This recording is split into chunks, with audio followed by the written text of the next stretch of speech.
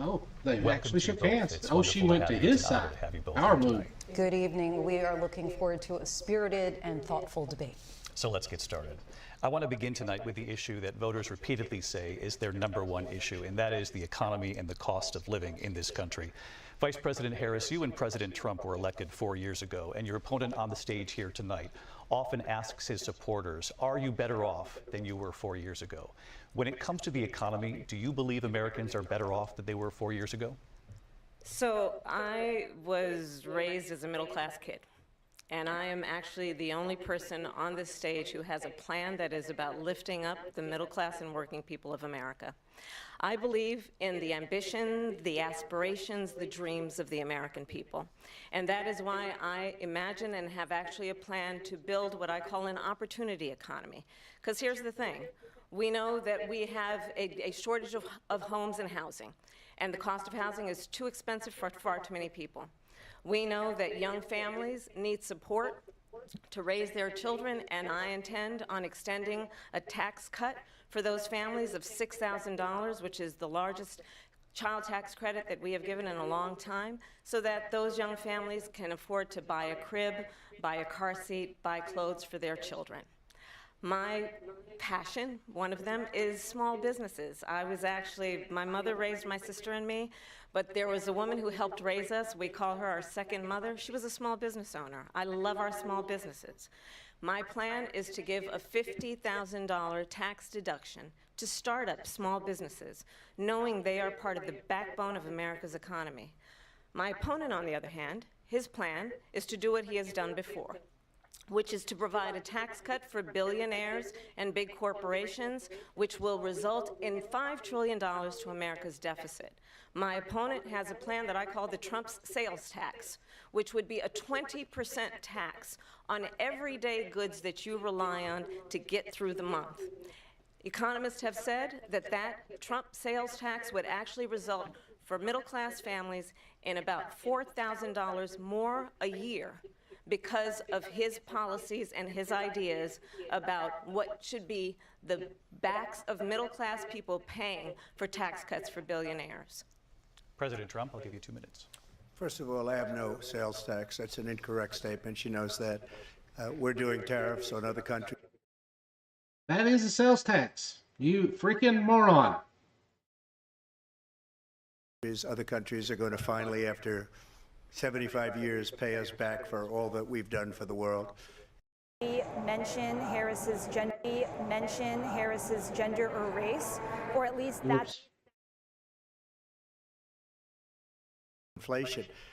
Look, we've had a terrible economy because inflation which is really known as a country buster. It breaks up countries. We have inflation. 83,000 emails. And then you acid wash them. Jumping back like that. 80% higher than they were just a few years ago. This has been a disaster for people, for the middle class, but for every class. On top of that, we have millions of people pouring into our country from prisons and jails, from mental institutions and insane asylums, and they're coming in and they're taking jobs that are occupied right now by... Okay, he actually thinks asylum seekers are people from insane asylums. He's a moron. He really doesn't know what he's talking about. African Americans and Hispanics, and also unions. Unions are going to be affected very soon. And you see what's happening. You see what's happening with towns throughout the United States. You look at Springfield, Ohio. You look at Aurora in Colorado. They are taking over the towns. They're taking over buildings. They're going in violently. These are the people that she and Biden led into our country, and they're destroying our country. They're dangerous. They're at the highest level of criminality, and we have to get them out. We have to get them out fast. I created one of the greatest economies in the history of our country. I'll do it again and even better. We are going to get to immigration and border security during this debate, but I would like to let Vice President Harris respond on the economy here.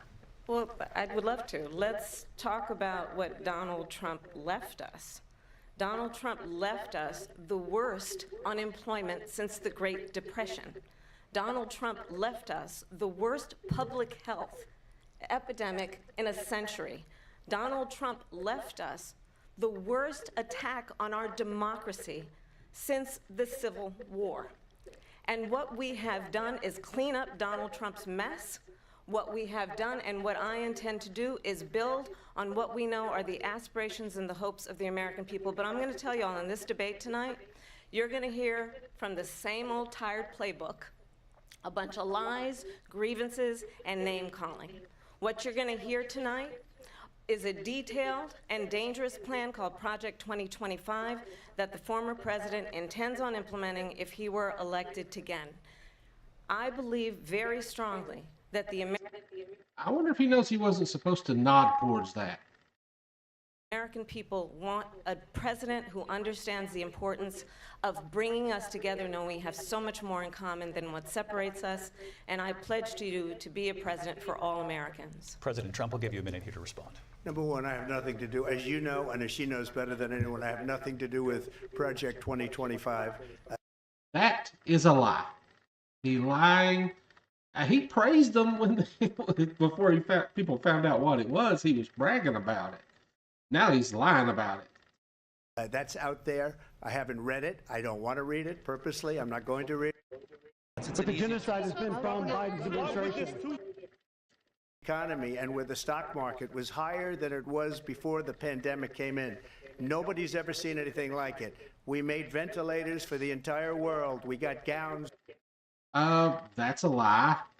Stock market's higher now than it's ever been. We got masks. We did things that nobody thought possible. You hoarded them. You didn't give them out to people. Your son-in-law was trying to keep them all to himself. And people give me credit for rebuilding the military. They give me credit for a lot. No, they don't, because you didn't rebuild the military, because the military was just fine when you come in, and it was actually worse off when you left. A lot of things, but not enough credit for the great job we did with the pandemic. But the only You failed at the pandemic. You completely, utterly failed on the pandemic. jobs they got were bounce back jobs. These were jobs bounce back, and it bounced. Actually, the jobs are higher in number than the ones that were lost under you. You didn't get them back. They were gone when you left office. You didn't do anything to help job growth. Back, and it went to their benefit, but I was the one that created them. They know it, You didn't create any jobs. You lost jobs.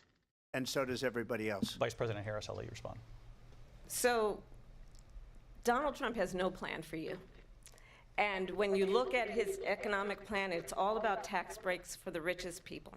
I am offering what I describe as an opportunity economy, and the best economists in our country, if not the world, have reviewed our relative plans for the future of America. What Goldman Sachs has said is that Donald Trump's plan would make the economy worse, mine would strengthen the economy. What the Wharton School has said is Donald Trump's plan would actually explode buy clothes for their children. My passion, one of them, is She doesn't have a jumping plan. around? She copied Biden's plan, and it's like 4 sentences, like run, spot, run. 4 sentences that are just, oh, we'll try and lower taxes. She doesn't have a plan. Take a look at her plan. She doesn't have a plan. She just laid out a plan. She has a plan. You have no plan. Your plan is to tax us with tariffs. You're going to make us pay more for everything. That's your plan.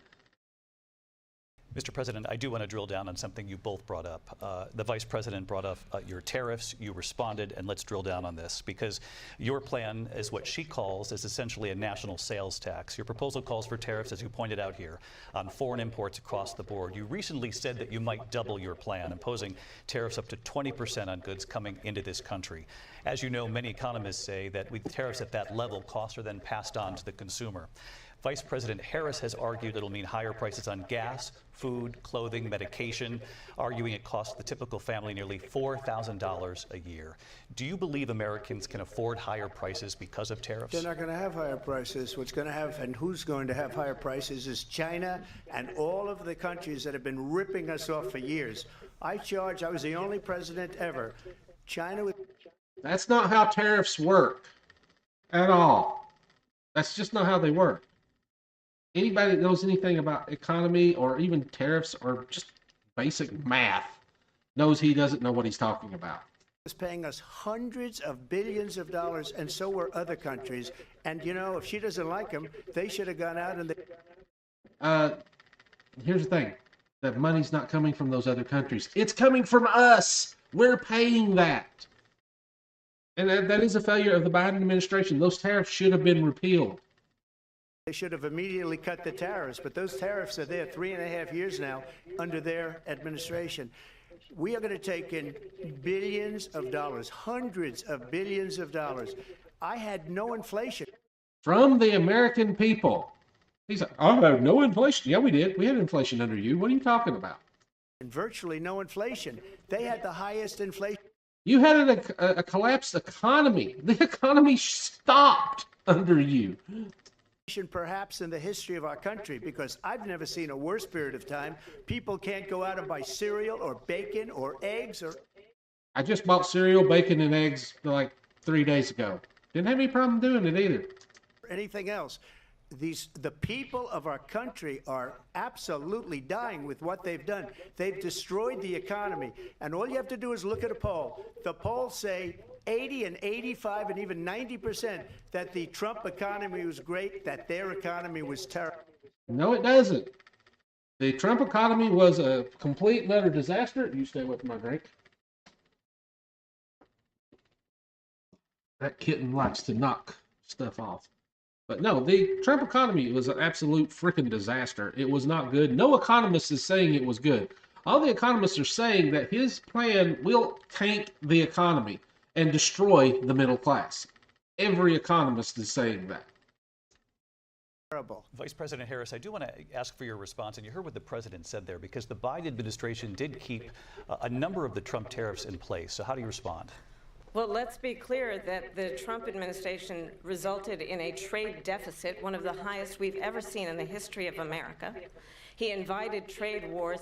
You want to talk about his deal with China? What he ended up doing is, under Donald Trump's presidency, he ended up selling American chips to China to help them improve and modernize their military, basically sold us out, when a policy about China should be in making sure the United States of America wins the competition for the 21st century, which means focusing on the details of what that requires, focusing on relationships with our allies, focusing on investing in American-based technology so that we win the race on AI, on quantum computing, focusing on what we need to do to support America.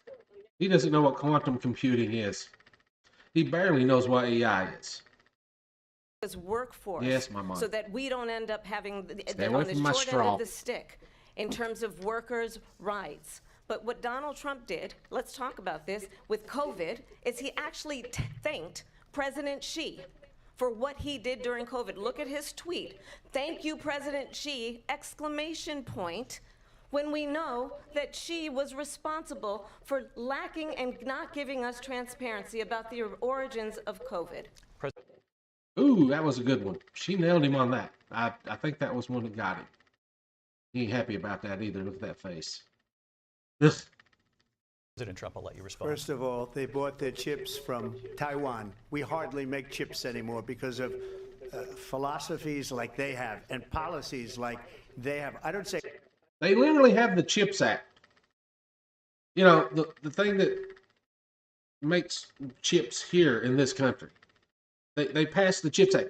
You didn't pass anything that did anything to do anything for that. Are you disconnected from reality completely, you stinking moron? Her because she has no policy. Everything that she believes. She just gave you a policy. Do you not understand what a policy is? You don't have any policy. 3 years ago and 4 years ago is out the window. She's going to my philosophy now. In fact, I was going to send her a MAGA hat. She's gone to my philosophy. But if she ever... That's not your philosophy. You don't have one. got elected, she'd change it. And it will be the end of our country. She's a Marxist. Everybody knows she's... You don't even know what a Marxist is, you freaking moron. She's a Marxist. Her father's a Marxist professor in economics. Huh? He's a Marxist professor? Where the hell did you get that? Yeah, he's a professor of economics. Maybe he gave her some insight on some things about how economics work. Like, I don't know, freaking tariffs. And he taught her well. But when you look at Oh, what she's she's making done fun of to him. our country, and when you look at these millions and millions of people that are pouring into our country monthly, where it's We're not having millions of people pouring into our country monthly. The border's actually pretty secure. We have the numbers. Nothing you say is true. I believe 21 million people, not the 15 that people say, and I think it's a lot. Who's saying? Oh yeah, you were saying 15 because you keep adding the number. You keep increasing it because all you have is fear mongering. You're just trying to scare people about immigrants, which the immigrants are not the problem in this country.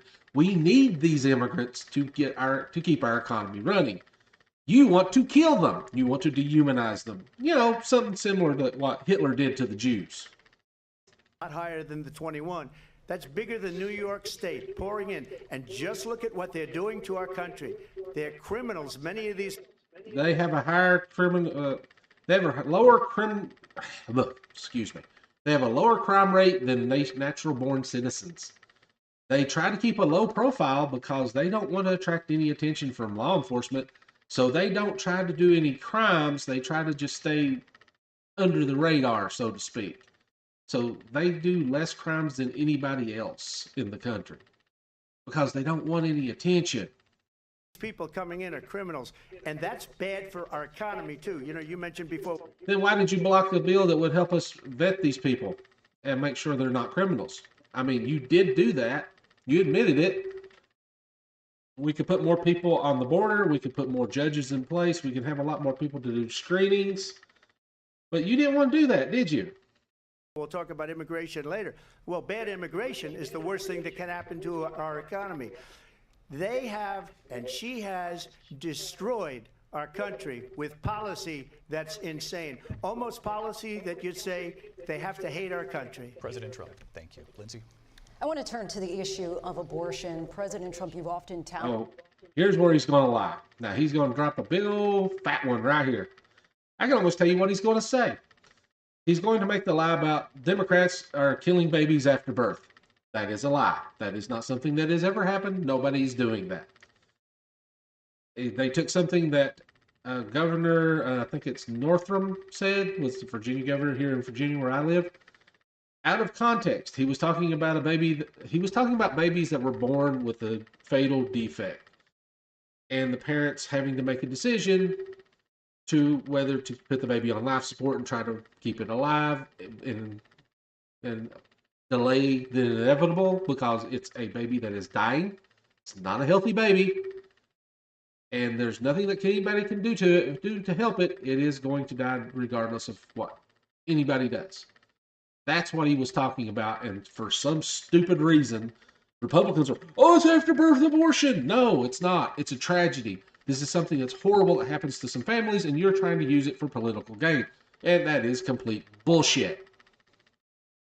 That you were able to kill Roe v. Wade last year. You said that you were proud to be the most pro-life president in American history. Then last month, you said that your administration would be great for women and their reproductive rights. In your home state of Florida, you surprised many with regard to your 6-week abortion ban because you initially had said that it was too short. And you said, quote, I'm going to be voting that we need. He doesn't really have an idea about abortion. He's probably paid for a bunch of them. More than 6 weeks. But then the very next day, you reversed course and said you would vote to support the 6-week ban. Vice President Harris says that women shouldn't trust you on the issue of abortion. Oh, yeah, they shouldn't trust him on more than just the issue of abortion. They shouldn't trust him on anything, actually. Because you've changed your position so many times. Therefore, why should they trust you? Well, the reason I'm doing that vote is because the plan is, as you know, the vote is, they have abortion in the 9th month. They even have, and you can look at the governor of West Virginia, the previous governor of West Virginia, not the current. He's an idiot. West Virginia. Wrong Virginia, moron. Governor's doing an excellent job. But the governor before, he said the baby will be born and we will decide what to do with the baby. In other words, we'll execute the baby. And that's What did I say? I told you that's what he'd say. I told you, he's going after that same lie. I seen the interview that they're talking about, and they are lying about what was being told, and that is not the policy. No one is doing that. That is a lie, a flat-out lie. And, please, Kamala, hit him so hard on this. Why I did that, because that predominates, because they're radical. The Democrats are radical in that. And her vice presidential pick, which I think was a horrible pick, by the way, for our country. Yeah, he's stomping your ass. That's why you don't like him. Because he is really out of it. But her vice presidential pick says abortion in the 9th month is... No, he doesn't. The only time abortion will happen in the 9th month is something went horribly wrong. It's a tragedy. It means the life of the mother's at stake and the baby's not viable. If the baby's in, if they have a thing, something happened in the 9th month and they can get the baby out, they will. I mean, that's just the way it is. There's no doctor that's going to take, oh, the baby's healthy. We're going to go ahead and kill it. No, that's not how that works. No doctor's going to do that anywhere in the country, no matter how liberal they are. The only time an abortion happens in the 9th month is something went horribly wrong. And the mother's going to die, and the baby's already either dead or dying itself, or something is really wrong. Like it's just not going to survive, or something up that, and it's going to kill the mother to finish carrying to term. That's it. It's the only time it ever happens. It's not something, it's not an on-demand, a woman goes to the 9th month and you know what? I don't want to have this baby after I went through all this bullshit. There's no woman that ever does that. And it's an insult to women to suggest that they do. Is absolutely fine. He also says execution after birth. It's execution, no longer abortion, because the baby is born, is okay. And that's not okay with me. Hence the vote. That's not a thing, you freaking fat-ass moron. And I'm fat, so I can call him fat. But what I did is something for 52 years. They've been trying to get Roe v. Wade into the states. No, they weren't. And through the genius and heart and strength of 6 Supreme Court justices. You mean 6 sellouts who will do whatever they're told by the religious right that wants to turn this into a theocracy? Yeah, those 6 assholes that did this? We were able to do that. Now, I believe in the exceptions for rape, incest, and life of the mother. No, you don't. You don't believe in any of that. You just said so. You don't believe in that. I mean, you literally just said you don't want to have abortions in the 9th month for any reason. Literally, you just said it just a minute ago. I believe strongly in it. Ronald Reagan did also. Ronald Reagan was just as demented as you. Remember, he had Alzheimer's by the time this issue come up. And Trump's also suffering from dementia. His family members have already been pointing it out. Mary Trump, who is a trained psychologist, has been pointing it out, along with the fact that she has seen it before in her family. They have a family history of this. 85% of Republicans do. Exceptions. Very important. But we were able to get it, and now states are voting on it. And for the first time, you're going to see, look, this is an issue that's torn our country. Some of the states are pulling out laws from the 1800s and enforcing them. 1800s! Country apart for 52 years. Every league. No, it wasn't. There was just a small fraction of people who wanted this. And that's it. A small fraction. That's why Republicans have gotten hammered ever since they did it. Legal scholar. Every Democrat, every Republican, liberal, conservative, they all wanted this issue to be brought back. No, they did not. That is a lie. There's not a single legal scholar that says that. Not one. Back to the states where the people could vote. And that's what happened. Now, Ohio, the vote was somewhat liberal. Kansas, the vote was somewhat liberal, much more liberal than people. That's because that's what the people want. But you notice in some of these states, even where they're red, in the red states, even though the people voted to pretty much reinstate Roe v. Wade, the state itself tried to block the vote of the people. So you're full of crap. People would have thought. But each individual state is voting. It's the vote of the people now. It's not tied up in the federal government. I did a great service in doing it. It took courage to do it. And the Supreme Court had great courage in doing it. And I give tremendous credit to those 6 justices. There is no state in this country where it is legal to kill a baby after it's born. Madam Vice President. Ha ha! She called it, she fact-checked his ass. I want to get your response to President Trump. Well, as I said, you're going to hear a bunch of lies. Oh my God, he got fact-checked. Why is it doing that? I don't know. I got to figure out why it's jumping my thing when I use my hotkeys. It shouldn't be doing that. Our country actually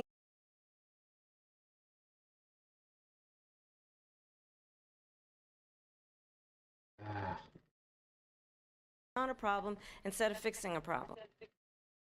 Democrats, voters across the board in this country. Vice President Harris, you were tasked by President Biden with getting to the root cause.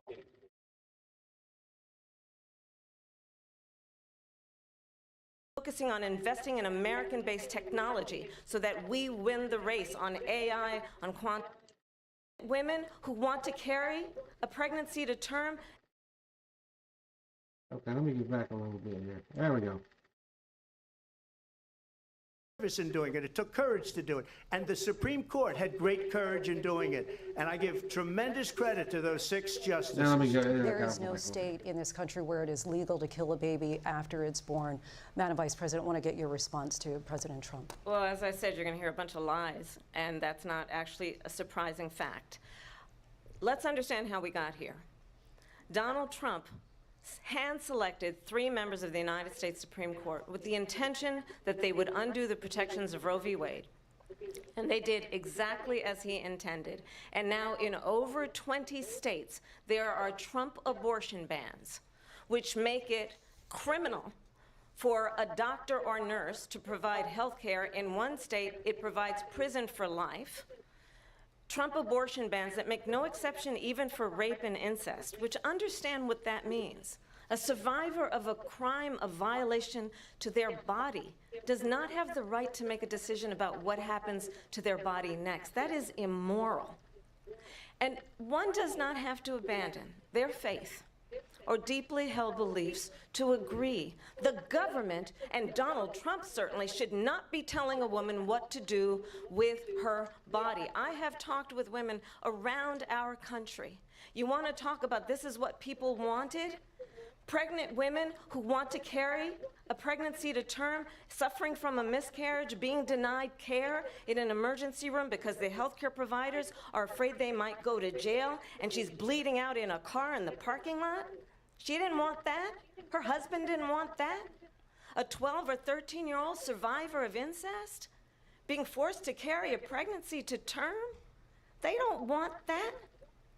And I pledge to you, when Congress passes a bill to put back in place the protections of Roe v. Wade, as President of the United States, I will proudly sign it into law. But understand, if Donald Trump were to be reelected, he will sign a national abortion ban. Understand, in his Project 2025, there would be a national abortion, a monitor that would be monitoring your pregnancies, your miscarriages.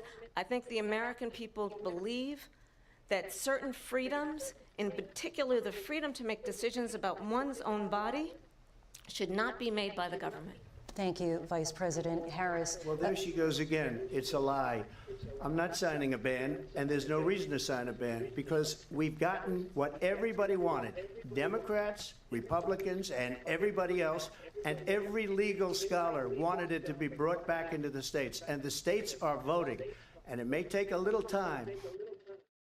He's lying again. He will sign an abortion ban if it gets onto his desk. That is a fact. He will absolutely sign it. And look at that face. I think his teeth are falling out again. But for 52 years, this issue has torn our country apart, and they've wanted it back in the States. And I did something that nobody thought was possible. Nobody wanted it back in the States. Well, that small sliver of extremists wanted it back in the States because they wanted to ban it. And they're going to make him ban it because he will give them what they want. Don't doubt for a second he won't do it because he will. The states are now voting. What she says is an absolute lie. And as far as the abortion ban, no, I'm not in favor of abortion ban, but it doesn't matter because this issue has now been taken over by the states. Would you veto a national abortion ban if it came to your desk? Well, I won't have to because, again, two things. Number one, she said she'll go back to Congress. She'll never get the vote. Okay, he's avoiding the subject. See, when they ask him if one comes to your desk, will you veto it? He wouldn't answer that question. Which means, yeah, he will sign it. Impossible for her to get the vote, especially now with the 50-50 and essentially 50-50 in both Senate and the House. She's not going to get the vote. Actually, I hate to break it to you, but yeah, she can get the votes. Even if it's 51 to 49, they can do away with the filibuster and pass it. You don't know how Congress works, do you? Can't get the vote. You won't even come close to it. So it's just talk. You know what it reminds me of when they said they're going to get student loans terminated, and it ended up being a total catastrophe. The student loans, and then her, I think probably her boss. My student loans got forgiven. They didn't get them all, but they did get a few. If you call him a boss, he spends all his time on the beach. But look, her boss went out. Says the guy that spends all his time at the golf course.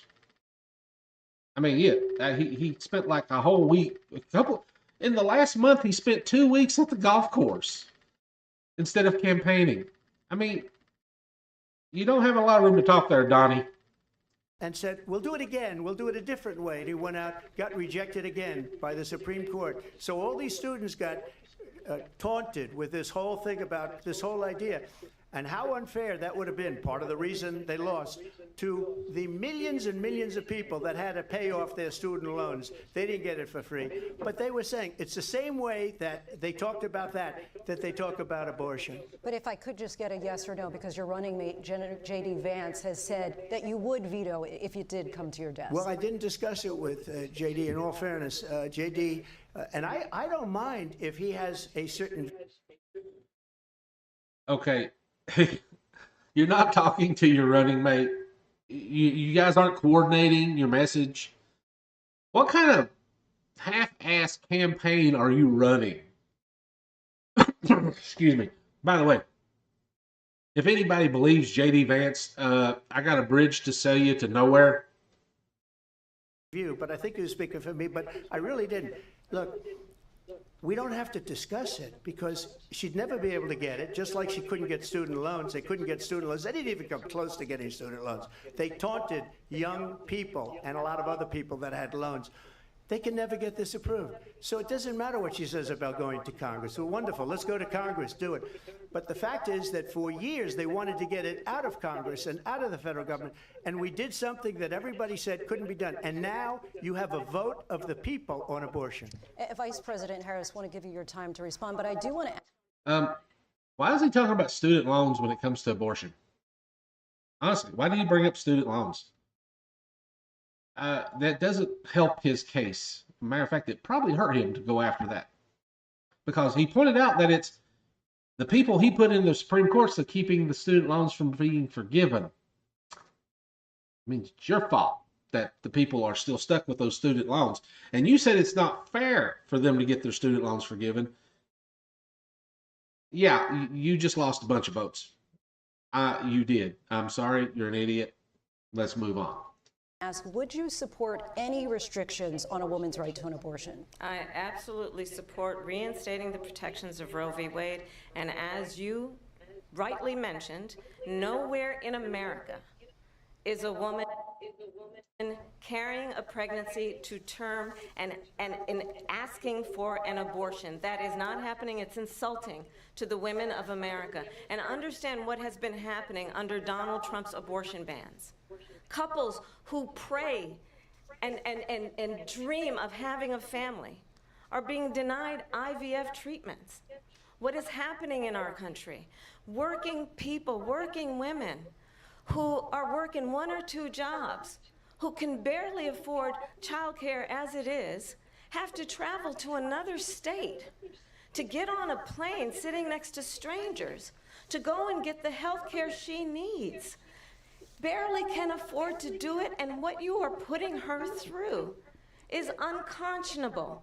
And the people of America have not, the majority of Americans believe in a woman's right to make decisions about her own body, and that is why in every state where this issue has been on the ballot, in red and blue states both, the people of America have voted for freedom.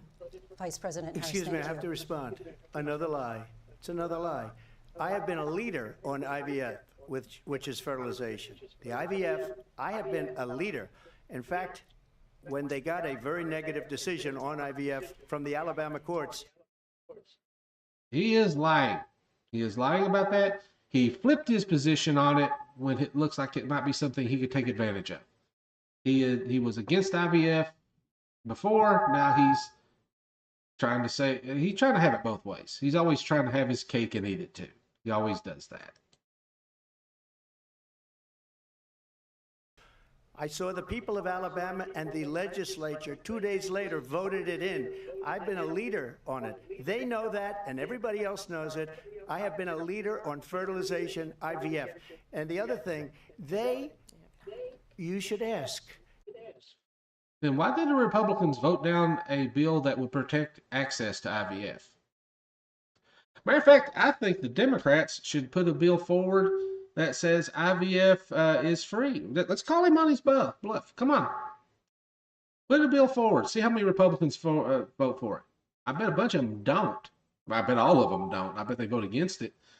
And he will not rally any Republicans to vote for it. Not one. I guarantee you he will not do anything to try to rally any Republicans to support IVF paid for by the government. Will she allow abortion in the 8th month, 9th month, 7th month? Come on. Okay, would you do that? Why don't you ask her that question? Why don't you answer That's the the problem. question? You do know what Roe v. Wade said, right? She said she wants the standards for Roe v. Wade.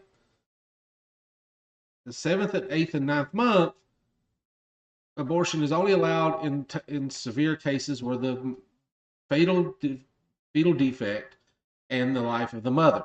That's it. If the fetus is not viable, they would have to abort if the mother's life is being affected.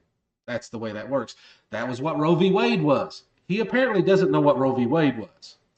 Would you Because veto? under Roe v. Answer Wade, the question, would you veto? you could do abortions in the 7th month, the 8th month, the 9th month, not true. and probably after birth. Just look at the former governor of Virginia. The governor of Well, he got it right that time. Virginia said, we put the baby aside and then we determine what we want to do with the baby. President Trump, thank you. We're going to turn now to immigration and They need to address that. That is a lie. That's not what the former governor of Virginia said. That is a flat out lie, and I knew he would say it. I knew he'd bring it up, but he's lying. He's just flat out lying about it. border security. We know it's an issue that's important to Republicans, Democrats, voters across the board in this country. Vice President Harris, you were tasked by President Biden with getting to the root causes of migration from Central America. Yep. We know that illegal border crossings Which reached is, a record high in the Biden addressing the administration. problem, This past well, June, the cause of the President Biden problem is imposed more tough effective new than just asylum reacting to restrictions. it. We know the numbers since then have dropped significantly. But my question to you tonight is, why did the administration wait until 6 months before the election to act? And would you have done anything differently from President Biden on this?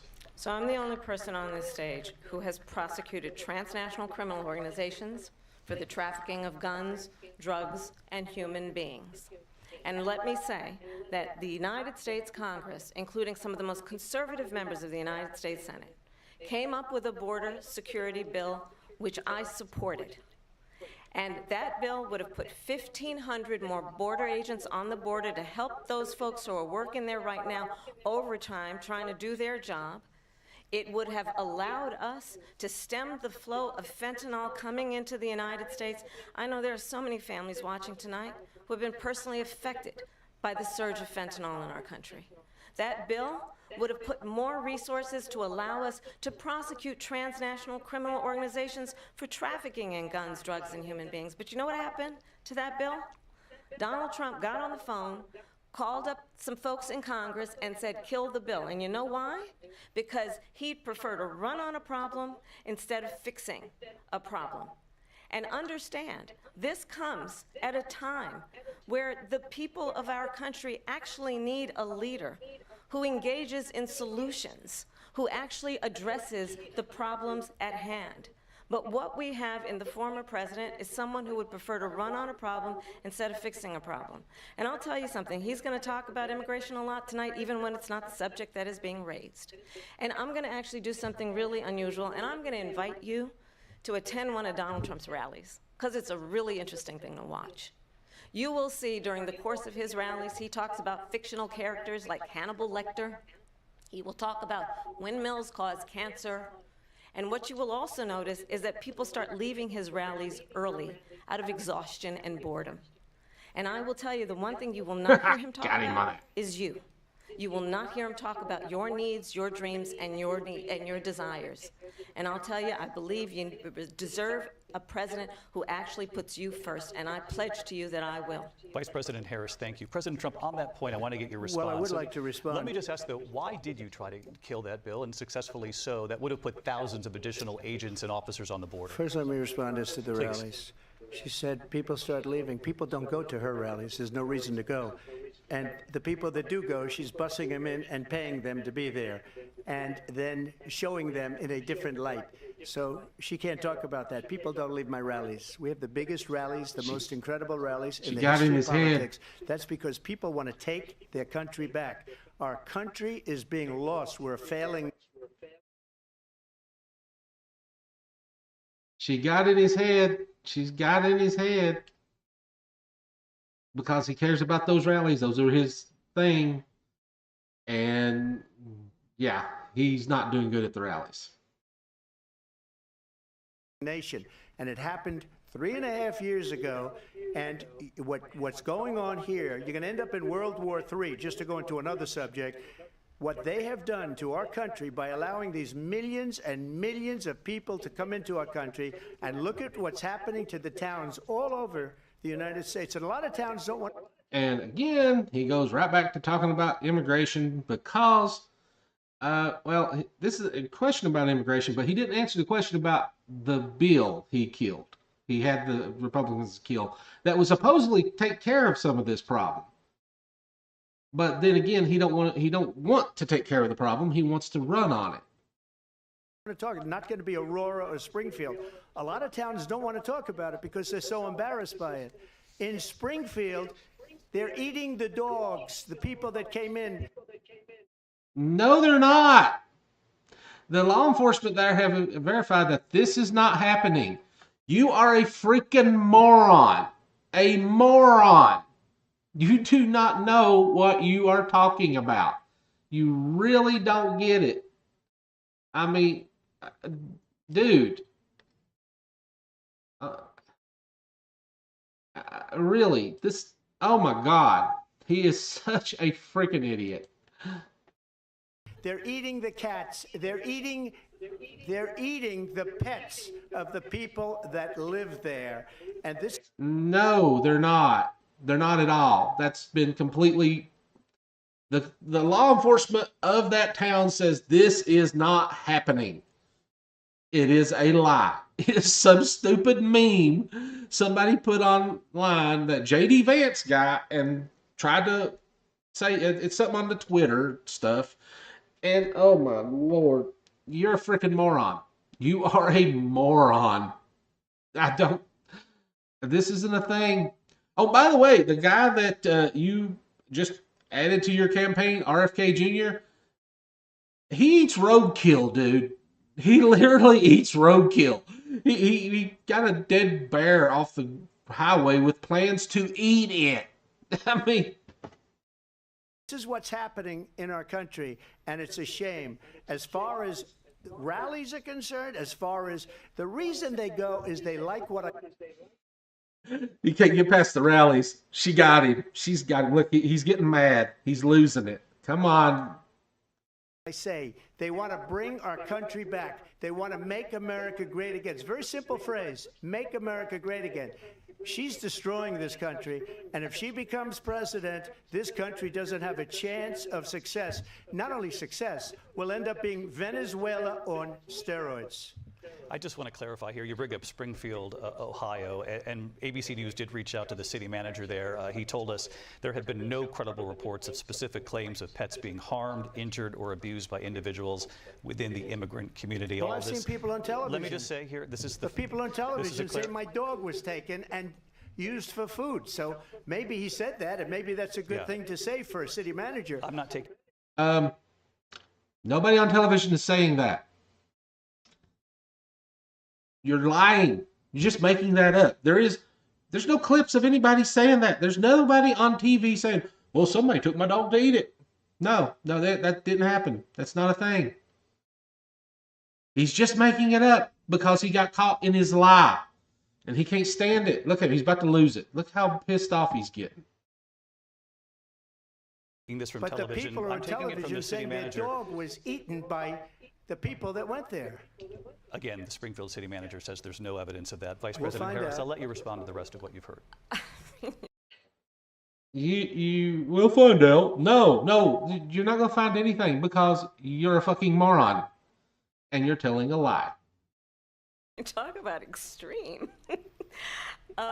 This is, I think, one of the reasons why in this election I actually have the endorsement of 200 Republicans who have formally worked with President Bush, Mitt Romney, and John McCain, including the endorsement of former Vice President Dick Cheney and Congress member Liz Cheney. And if you want to really know the inside track on who the former president is, if he didn't make it clear already, just ask people who have worked with him. Yeah. His former chief of staff, a 4-star general, has said he has contempt for the Constitution of the United States. His former national security advisor has said he is dangerous and unfit. His former Secretary of Defense has said the nation, the Republic, would never survive another Trump term. And when we listen to this kind of rhetoric, when the issues that affect the American people are not being addressed, I think the choice is clear in this election. President Trump, I'll give you a quick minute to. Yeah, it's pretty clear.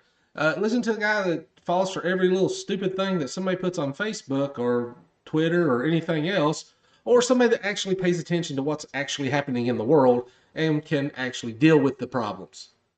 That's the choices we have. A guy that's completely delusional and disconnected from reality, or a woman who actually knows what the hell she's doing. Respond. Yeah. Thank you, because when I hear that, see, I'm a different kind Did of he just person. fart? I fired most of those people. Not so graciously. They did bad things or a bad job. I fired them. They never Okay, you said you hired the best people. Then why'd you have to fire them? fired one person. They didn't fire anybody having to do with Afghanistan and the Taliban. They didn't need to because they did the best they could do with the mess that you left behind. By the way, the guy that was the suicide bomber was locked up in prison until Trump demanded he be released. So if Trump hadn't got him released, he wouldn't have been able to do a suicide bomb and kill those 13 soldiers. The death of those 13 soldiers is on that idiot right there. And then the 13 people who's were just killed, viciously and violently killed, and I got to know the And it was your fault, and their blood is on your hands. parents and the family. They didn't fire. They should have fired all those generals, all those top people, because that was one of the most incompetently handled situations anybody has ever seen. So when somebody does a bad job, I fire them. And You did a bad job, so why should we rehire you after we fired you the last time? Take a guy like Esper. He was no good. I fired him. So he writes a book. Another one writes a book. Because with me, they can write books. With nobody else, can they? But they have done such a poor job, and they never fire anybody. Look at the economy. Look at the inflation. I don't think you know what causes inflation. And right now we don't have inflation. We have greedflation.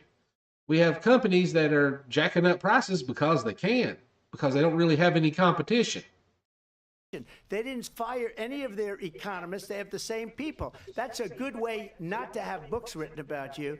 But just to finish, Says the idiot that wants to put tariffs on everything and raise the prices on everything we buy. got more votes than any Republican in history by far. In fact, I got more votes than any president, sitting president in history by Joe Biden got more. far.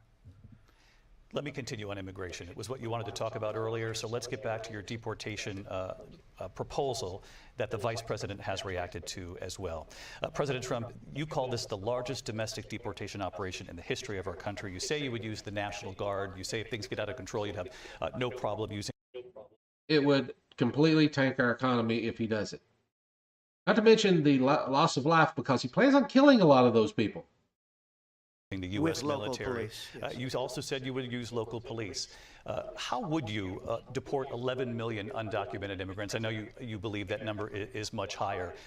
Take us through this. What does this look like? Will authorities be going door to door in this country? Yeah, it is much higher because He just said that he's going to send law enforcement door to door looking for immigrants to deport.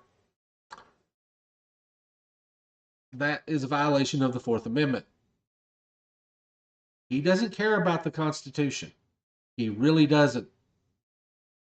of them. They allowed criminals, many, many millions of criminals. They allowed terrorists. He's an idiot. We actually have better security at the border since they took over than we had under you. Because you didn't want to put people on the border to catch anybody. You just thought a wall would stop them, and it didn't. Most of your wall fell over, and what didn't fall over was able to be cut down with basically basic tools you can buy at Ace Hardware. They allowed common street criminals. They allowed people to come in, drug dealers, to come into our country, and they're now in the United States. And Got any evidence of that? I mean, real evidence? You don't really have evidence of that. told by their countries like Venezuela, don't ever come back or we're going to kill you. Do you know that Okay, I don't think he understands how asylum works. By making that statement, you just gave them a rock-solid case in court to claim asylum.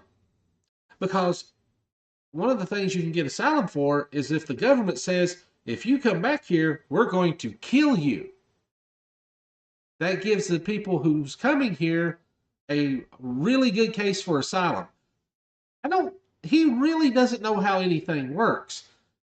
Matter of fact, any immigrants that are waiting for their asylum case, you need to say, well, the former president said that if I go back, they'll kill me. Pretty good argument in court. I mean, crime in Venezuela and crime in countries all over the world is way down. You know why? He's an idiot. Crime all over the world is way down. Crime here is way down. If you look at the numbers. Because they've taken their criminals off the street and they've given them to her to put into our country. And this will be one of the greatest mistakes in history for them to allow. And I think they probably did it because they think they're going to get votes, but it's not worth it. Do you know how long it takes to get to be a citizen once you come here as an immigrant? Anywhere between 5 to 8, 13 years. You talk about the long plan game here. I mean, these people won't be able to vote. They won't vote this year, no matter what. They might, some of them, if they go for citizenship and get approved, and that's a big if, maybe 4 to 7 years from now. because they're destroying the fabric of our country by what they've done. There's never been anything done like this at all. They've destroyed the fabric of our country. Millions of people. Notice how much hatred and bigotry this man has? I mean, he really, really hates brown people. It absolutely gets under his skin. He hates brown people. Let in. And all over the world, crime is down. All over the world except here. Crime here. Crime here is down. It was higher under you. I mean, we had crime spikes under you in your last year because you actually defunded the police. You cut the funding to law enforcement several times, over and over again, in every budget you put forward. Is up and through the roof. Despite their fraudulent statements that they made, crime in this country is through the roof. And we have a new form. No, it isn't. Crime is down. You can look at the numbers. Form of crime. It's called migrant crime. And it's and it is at lower rates than crime by citizens. It just is. Sorry. You're lying again. Happening at levels that nobody thought possible. President Trump, as you know, the FBI says overall violent crime is actually coming down in this country. But Vice Excuse me, President the Harris, FBI defraud. They were defraud.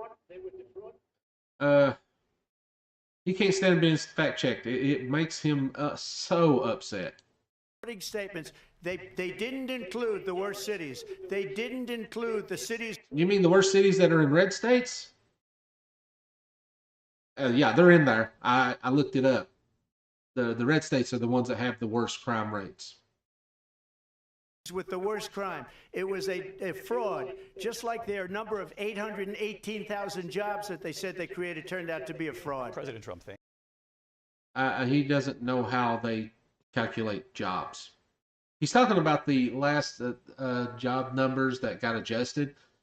They do that all the time. They did it under him. They do it every.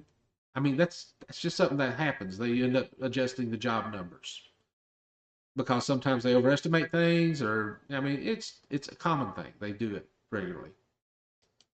you. I'll let you respond, Vice President Harris. Well, I think this is so rich, coming from someone who has been prosecuted for national security crimes, economic crimes, election interference, has been found liable for sexual assault, and his next big court appearance is in November at his own criminal sentencing. And let's be clear where each person stands on the issue of what is important about respect for the rule of law and respect. He is a criminal. He's a convicted felon. Let's remember that. He is a convicted felon. For law enforcement, the former vice president called for defunding federal law enforcement, 45,000 agents, get this, on the day after he was arraigned on 34 felony counts.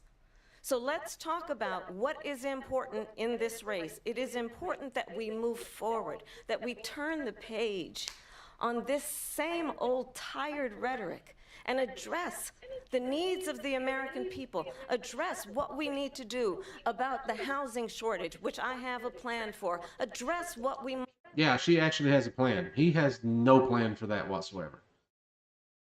must do to support our small businesses, address bringing down the price of groceries.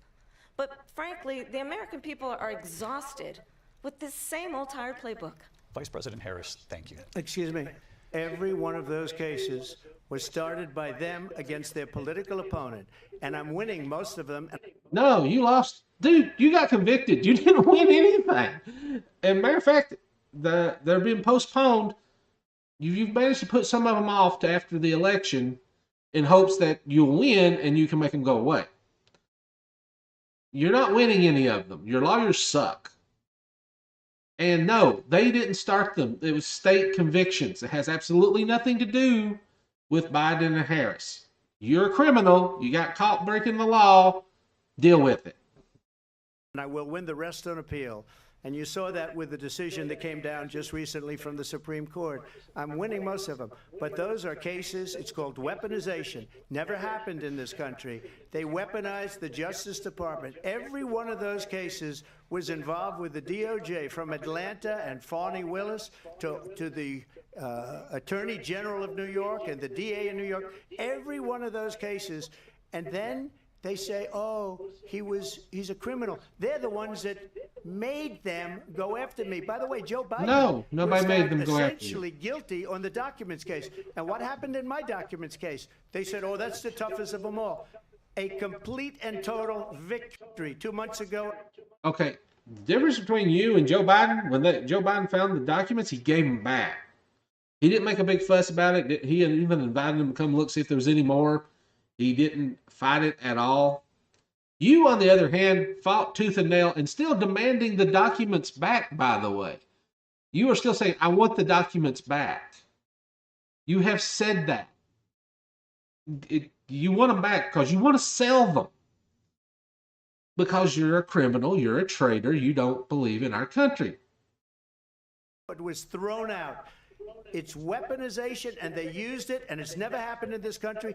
They used it to try and win an election. They're fake cases. President Trump, thank you. A really quick response here, Vice President Harris, on this notion of weaponization of the Justice Department. Well, let's talk about extreme and understand the context in which this election in 2024 is taking place.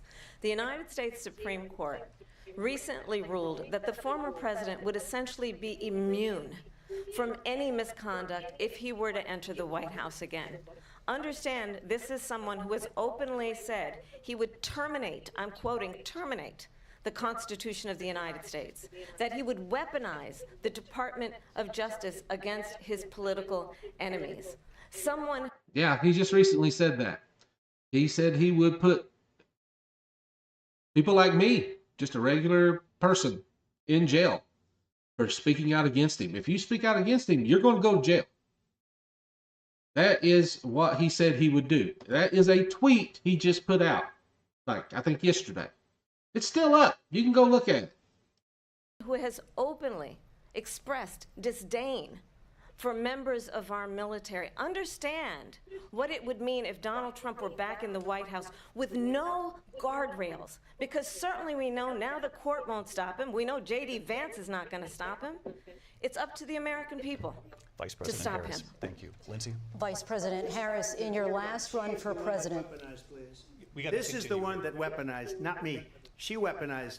I probably took a bullet to the head because of the things that they say about me. It was a Republican that took a shot at you. And by the way, I still don't believe the bullet got anywhere near your head. You probably got a piece of shrapnel or something, if you even got hit at all. There is some question about that. It doesn't look like your ears messed up at all. Talk about democracy. I'm a threat to democracy. Yeah, you're a threat to democracy. You are a major threat to our democracy. In fact, you are the biggest threat to our democracy since the Civil War. The threat to democracy President with a fake Trump. Russia investigation We do have a lot that to get went nowhere. We have a lot to get to. Lindsay? Vice Actually, the Russian investigation got a whole bunch of people put in jail. And if Mueller had actually had a backbone, he would have charged you. He could have. He chose not to. President Harris, in your last run for president, you said you wanted to ban fracking. Now you don't. You wanted mandatory government buyback programs for assault weapons. Now your campaign says you don't. You supported decriminalizing border crossings. Now you're taking a harder line. I know you say that your values have not changed. So then why have so many of your policy positions changed? So my values have not changed, and I'm going to discuss every one of the, at least every point that you've made. But in particular, let's talk about fracking, because we're here in Pennsylvania. I made that very clear in 2020. I will not ban fracking. I have not banned fracking as Vice President of the United States, and in fact, I was the tie-breaking vote on the Inflation Reduction Act, which opened new leases for fracking. My position is that we have got to invest in diverse sources of energy so we reduce our reliance on foreign. Unfortunately, I don't like fracking. I wish we could ban it.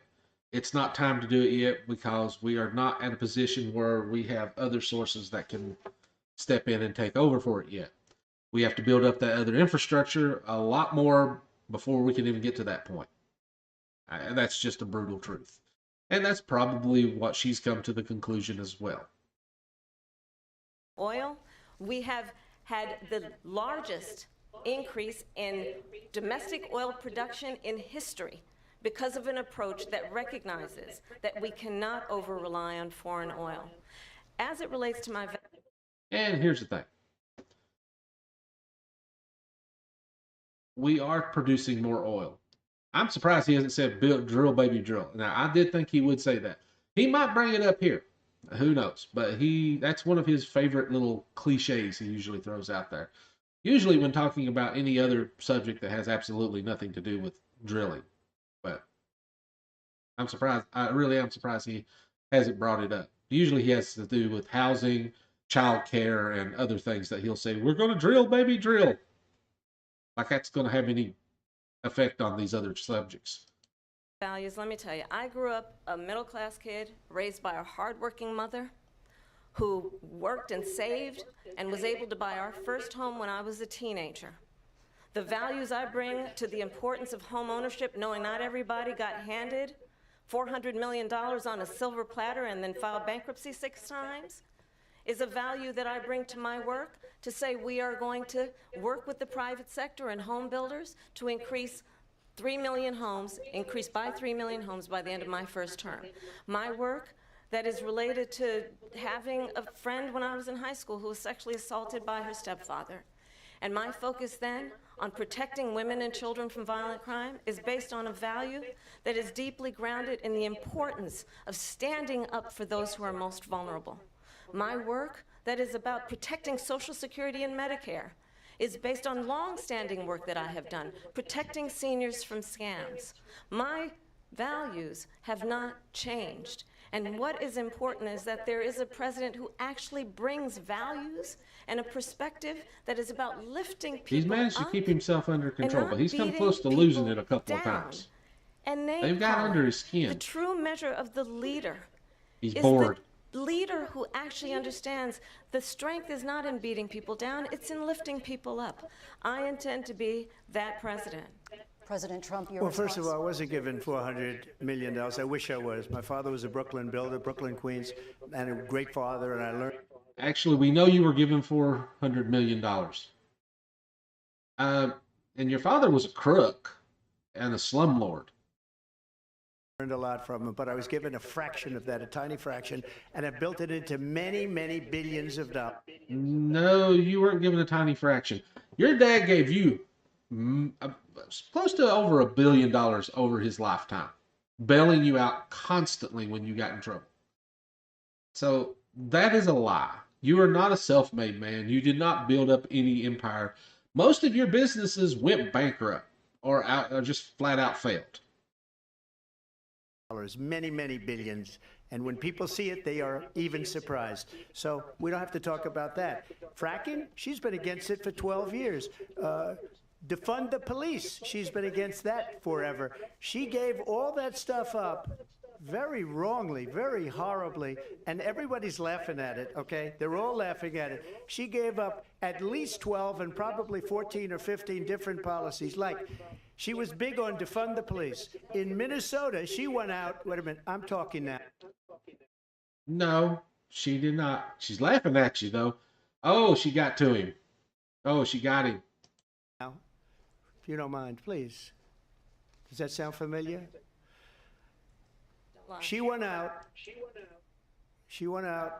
in Minnesota and wanted to let criminals that killed people, that burned down Minneapolis, she went out and raised money to get them out of jail. She did things that nobody would ever think of. No, she didn't. Now she wants to do transgender operations on illegal aliens that are in prison. This. Huh? Where the hell did he get that? Oh, dear Jesus. This man, there is something really deeply disturbed with him. And they're weirdos. Why are they so obsessed with transgender people? And why do you think that we're going to do that for transgender people who are in prison? And not to mention immigrants that are in prison. if an immigrant's in prison, they're usually going to be deported. So, yeah, I mean, that's generally how it works. This is a radical left liberal that would do this. She wants to confiscate your guns, and she will never allow fracking in Pennsylvania. If she won the election, She actually just signed a bill, was a deciding vote on a bill that gave more leases for fracking. And they've not done anything about trying to seize people's guns. Not one Democrat has done so, I don't think, ever. If they ain't going to do it after Sandy Hook, it ain't going to happen, okay? fracking in Pennsylvania will end on day one. Just to finish, one thing so important in my opinion. So I got the oil business going like nobody has ever done before. No, you didn't. When they took over, they got rid of it, started getting rid of it, and the prices were going up the roof. They immediately... The prices went up because people started driving again, because they actually took care of the pandemic mess you left behind. You're an idiot. Let these guys go to where they were. I would have been 5 times, 4 times, 5 times higher, because you're talking about 3.5 years ago. They got it up to where I was because they had no choice, because the prices of energy were quadrupling and doubling. You saw what happened. Actually, it's way above what you had. They didn't get it up to where you was. They surpassed you. Gasoline. So they said, let's go back to Trump. But if she won the election, the day after that election, they'll go back to destroying our country, and oil will be dead, fossil fuel will be dead, we'll go back to windmills, and we'll go back to solar. Why does he hate windmills? I don't understand why he hates windmills so much. They're actually rather efficient. They need a whole desert to get some energy to come out. You ever see a solar plant? He doesn't know how solar panels work. I use them. They're very effective. By the way, I'm a big fan of solar, but they take 400, 500 acres of desert soil. Trump, we have a These lot are of not good issues things that we for the have to get environment. to. So you have solar panels in a desert where nothing can grow because it's a desert, and you put a bunch of solar panels out there where, you know, you got optimum solar energy, I'm assuming, because it's a freaking desert. Yeah, that would create a lot of power. What's the problem? Even if it was 500 acres. You know how many gigawatts that would generate? Oh, my Lord. She Out of time. understands. Thank you. Lindsay, thank you. We have an election in just 56 days. And I want to talk about the peaceful transfer of power, which, of course, we all know is a cornerstone of our democracy, and the role of a president in a moment of crisis. Mr. President, on January 6th, you told your supporters to march to the Capitol. You said you would be right there with them. The country and the world saw what played out at the Capitol that day, the officers coming up. Yeah, and it's all your fault, you traitor. Under attack. Aides in the West Wing say you watched it unfold on television off the Oval Office. You did send out tweets, but it was more than 2 hours before you sent out that video message telling your supporters to go home. Is there anything you regret about what you did on that day? You just said a thing that isn't covered. Peacefully and patriotically, I said during my speech, not later on. Peacefully and patriotically. And nobody on the other side was killed. Actually, you said to fight like hell, and there were officers that died. Ashley Babbitt was shot by an out-of-control police officer. No, she was shot because she was trying to crawl through a broken window that she busted out with a hammer. That should have never, ever shot her. It's a disgrace. Honestly, he should have shot more of them. But we didn't do this group of people that have been treated so badly. I ask, what about all the... They're all criminals. They're all traitors. They deserve to be in prison, and they deserve to be in there for a lot longer than they got. The people that are pouring into our country and killing people that she allowed to pour in. She was the border czar. Remember that. There's no such thing as a border czar in this country. That's not a thing. But, was the border czar. She doesn't want to be called the border czar because she's embarrassed by the border. In fact, she said at the beginning, "Oh, I'm surprised you're not talking about the border yet." That's because she knows what a bad job they've done. What about those people? When are they going to be prosecuted? When are these people from countries all over the world, not just South America? They're coming in from all over the world, David, all over the world. And crime rates are down all over the world because of it. But let me but just when ask are those, David, when yes. are those people going to be prosecuted? When are the people that burned down Minneapolis going to be prosecuted? Or in Seattle? They went into Seattle. They took over a big percentage of the city of Seattle. Actually, those people were prosecuted. And I think they were Boogaloo Boys or some other Trump supporter group. It wasn't the people Trump thinks it was. When are those people going to be prosecuted? But let me just ask You might ask her that question. You were the president. You were watching it unfold on television. It's a very simple question as we move forward toward another election. Is there anything you regret about what you did on that day? Yes or no? I had nothing to do with that other than they asked me to make a speech. I showed up for a speech. I said, I think it's going to be big. I went to Nancy Pelosi. Okay, he just threw his supporters under the bus. Said, I had nothing to do with it.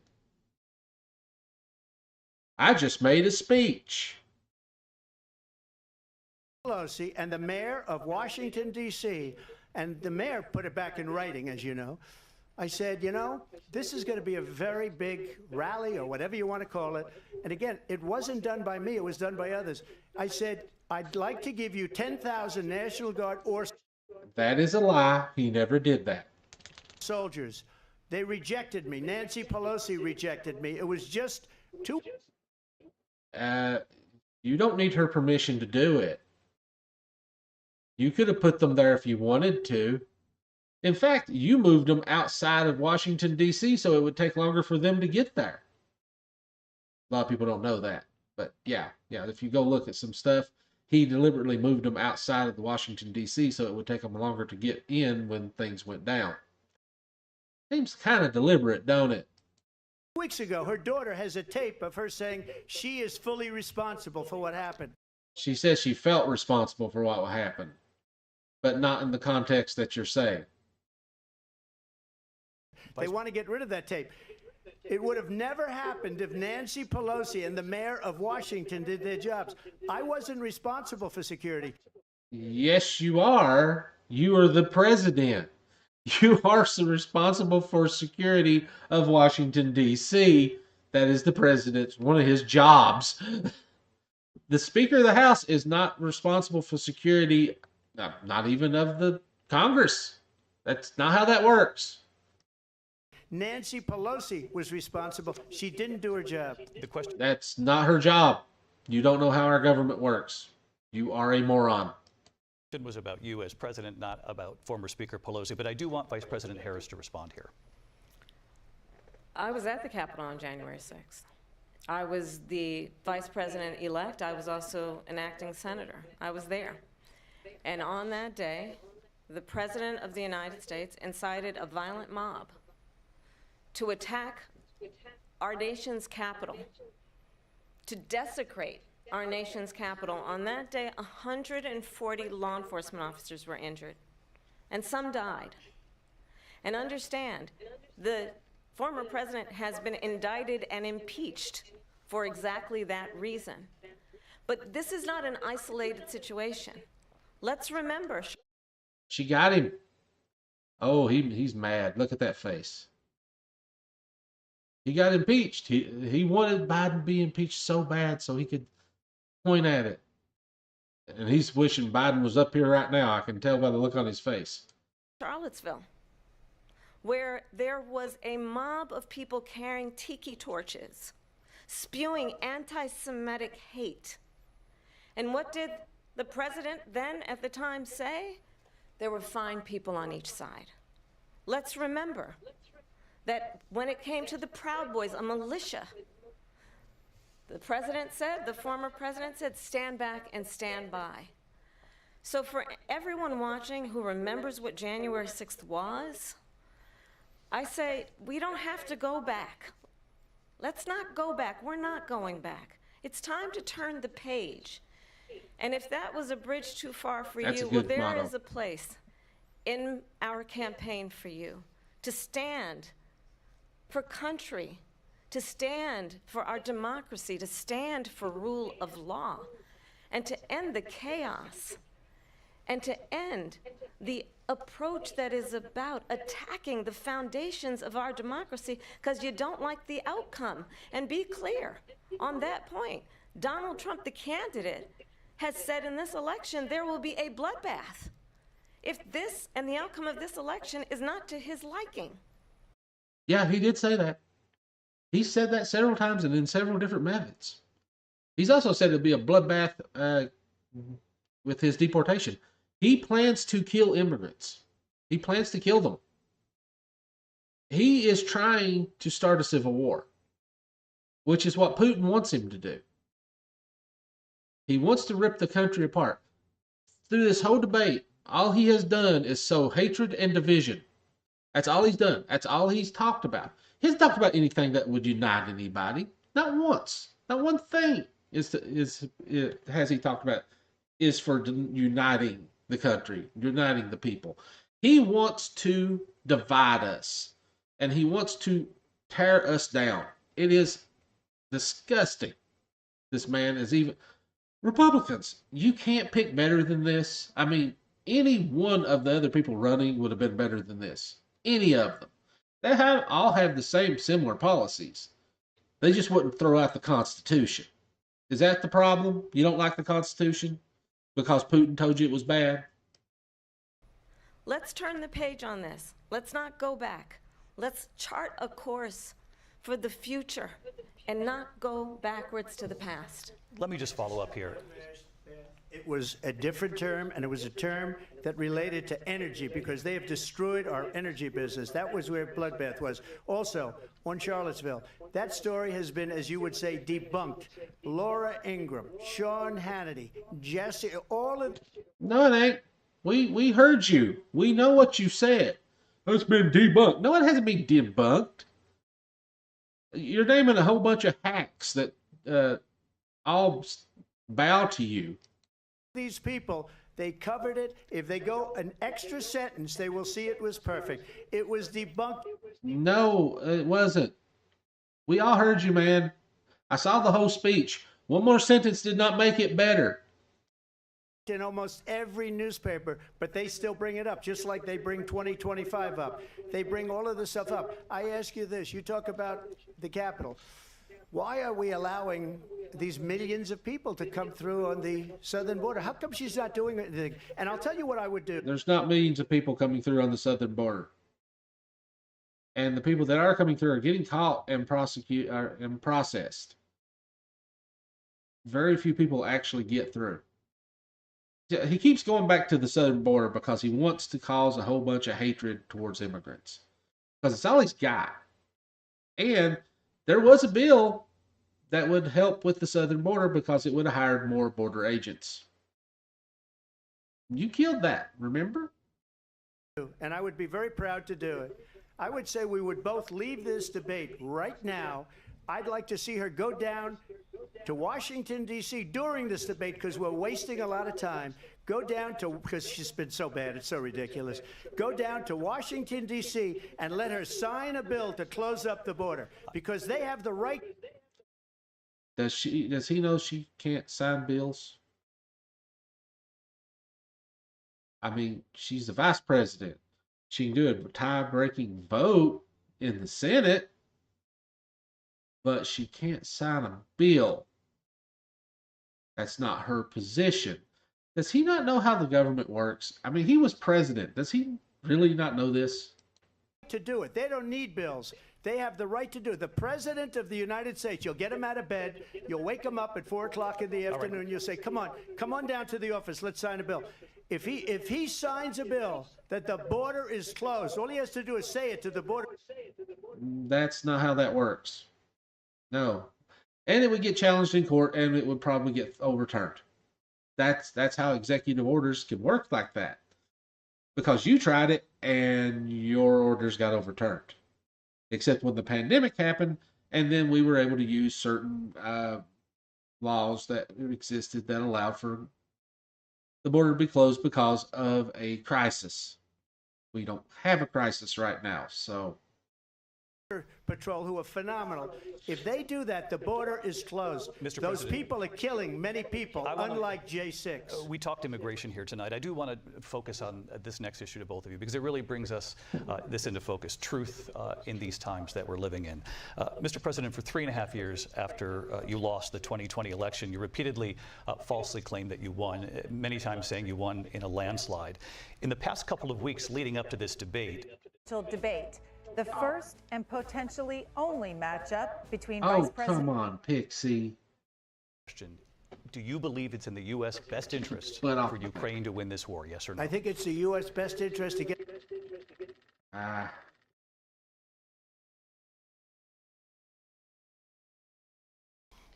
We're in for 250 billion or more because they don't ask Europe, which is strength, understanding that the alliances we have around the world are dependent on our ability to look out for our friends and not favor our enemies because you adore strongmen instead of now. And I've been pretty good at predictions, and I hope I'm wrong about that one. She hates Israel. At the same time, in that's getting ahead. So many facts and statistics, but you know what? That doesn't matter because we have to solve the problem. Won, many times saying you won in a landslide. Here we go. In the past couple of weeks leading up to this debate, you have said, quote, you lost by a whisker, that you, quote, didn't quite make it, that you came up a little bit short. I said that? Are you now acknowledging that you lost in 2020? No, I don't acknowledge that at all. But I you said did that say sarcastically. That. You know that. It was said, oh, we... No, that was not sarcastic. He was admitting that he lost. He knows he lost. He really does know he lost. He just doesn't. It's hurting him on his far right wing Nick Fuentes Nazi part of the party. Lost by a whisker. That was said sarcastically. Look, I seen the interview. No, it wasn't. There's so much proof. All you have to do is look at it. And they should have sent it back to the legislatures for approval. I got almost 75 million votes, the most votes any sitting president has ever gotten. I was told if I got 63, which was what I got in 2016, you can't be. That's not how elections work. Biden got more votes than you. Deal with it. Be beaten.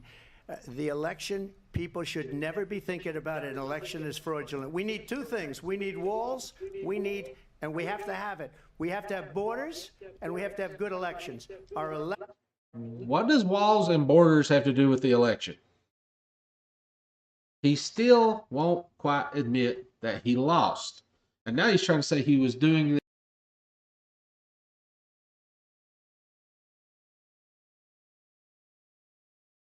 Pixie, get off my... Are you kidding me? Cat. Ah.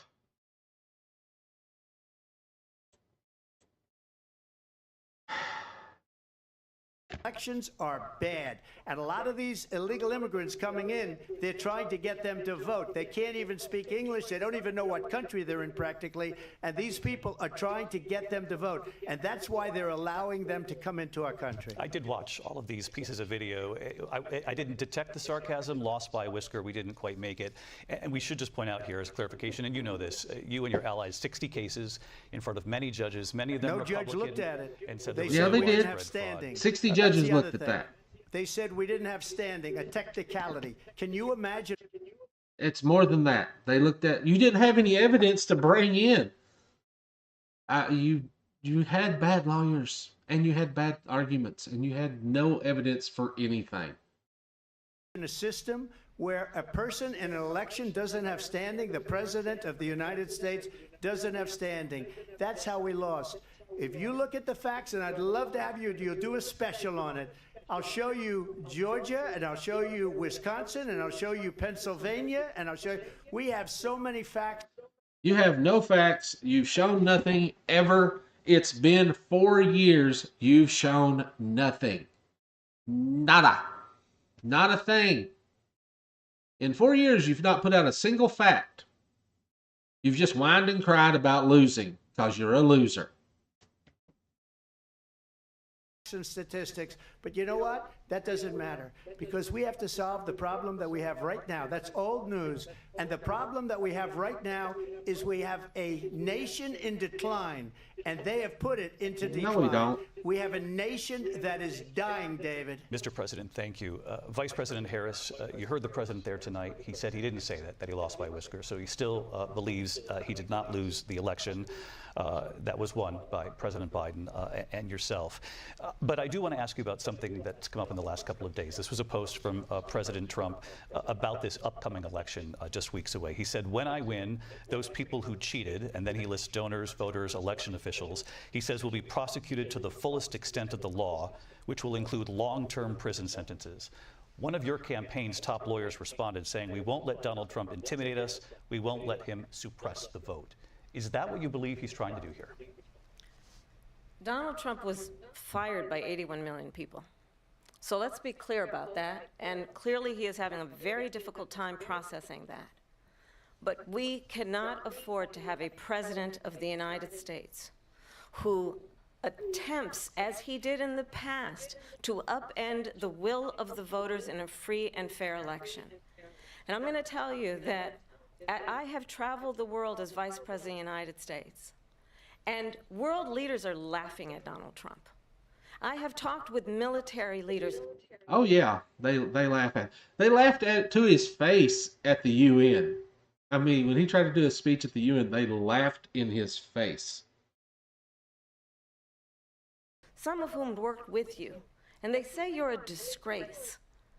And when you then talk in this way in a presidential debate and deny what over and over again are court cases you have lost because you did in fact lose that election, it leads one to believe that perhaps we do not have in the candidate to my right the temperament or the ability to not be confused about fact. That's deeply troubling, and the American people deserve better. I'll give you 1 minute to respond, Mr. President. Let me just tell you about world leaders. Viktor Orban, one of the most respected men, they call him a strong man. He's a tough person, smart. Prime Minister of Hungary. They said, why is the whole world blowing up? 3 years ago it wasn't. Why is it blowing up? He said, because you need Trump back as president. 3 years ago, the world was locked down because of a virus that was pretty much keeping everybody locked up, even the people that were trying to do wars. But there were wars during your time. There was a lot of them, in fact. You didn't have world peace, despite what you tried to tell people. President. They were afraid of him. China was afraid, and Nobody's afraid of you. They knew how to manipulate you because you were a moron. I don't like to use the word afraid, but I'm just quoting him. China was afraid of him. China wasn't afraid of you at all. They laughed at you. North Korea was afraid of him. No, he wasn't afraid of you. Boy, he manipulated you really bad. Oh, God, he played you for the sucker you are. I did a video series of a documentary that was done by an Australian news company. And you go back and look at the video part of, I think it was year 3, where he had his interaction and his love letters to Kim Jong-un. And you can see how that little fucker manipulated the hell out of this man. Look at what's going on with North Korea, by the way. He said Russia was afraid of him. Because of you, North Korea was able to get some nukes. Because you were a complete failure on that. I ended the Nord Stream 2 pipeline, and Biden put it back on day 1, but he ended the XL pipeline. The XL Actually, the XL pipeline was ended by the company that was doing it because we were saying you can't take it across our aquifers. You'll have to do another route, and they didn't want to. Pipeline in our country, he ended that, but he let the Russians build a pipeline going all over Europe and heading into Germany, the biggest pipeline in the world. Look, Viktor Orban. That would be Germany's call, not ours. We don't have any say in that. You do know how this works, right? Germany can say whether or not they want to let a pipeline go through their country. We don't have any say in that matter. We can say, hey, we don't think you should do that, but it's their country. We don't have a say. I don't think he understands we don't rule the world. Said it. He said the most respected, most feared person is Donald Trump. No, it wasn't. It most definitely is not. They think you're a joke. Had no problems when Trump was president, but when this weak, pathetic We had a lot of problems when you were president. I don't know what the heck you're talking about. man that you saw at a debate just a few months ago, that if he weren't in that debate, he'd be running instead of her. She got no vote. He is still upset about Biden. He still can't get over that he is not running against Biden. It is killing him that he's not running against Biden. Keeps bringing him up. Loser. Votes. He got 14 million votes. What you did, you talk about a threat to democracy. He got 14 million votes and they threw him out of office. And you know what? I'll give you a little secret. He's still in office. He just decided not to run for a second term, which he's allowed to do. He hates her. He can't stand No, it looked like he liked her pretty good. From what I've seen, he seems to like her very well. her. But Mr. he President. got 14 million votes. They threw him out. She got 0 votes. You do know she was on the ticket with him, right? So she got those 14 million votes too. It was the Biden-Harris ticket. It's a team. They share it. You do know. Oh yeah, I forgot. You don't know anything about sharing. That's not something in your brain. And when she ran, she was the first one to leave because she failed. And now she's running. I don't understand it, but Mr. I'm okay President, with it Mr. because President, your time is I think up. we're Thank going to you. do very well. We've got a lot more to get to. You're not doing so good so far. You're getting clobbered. And yeah, he's barely holding it together. Turning now Yes. to the Israel-Hamas war and the hostages who are still being held, Americans among them. Vice President Harris, in December, Yeah, that's Netanyahu's fault. He won't get out of the way. you said, quote, Israel has a right to defend itself, but you added, quote, it matters how, saying international humanitarian law must be respected. Israel must do more to protect innocent civilians. You said that 9 months ago. Now, Israel keeps killing hostages because they are indiscriminately killing people. We need to stop supporting them, actually. But she won't do that at this point. I wish she would. She should, but she won't, unfortunately. estimated 40,000 Palestinians are dead. Nearly 100 hostages remain.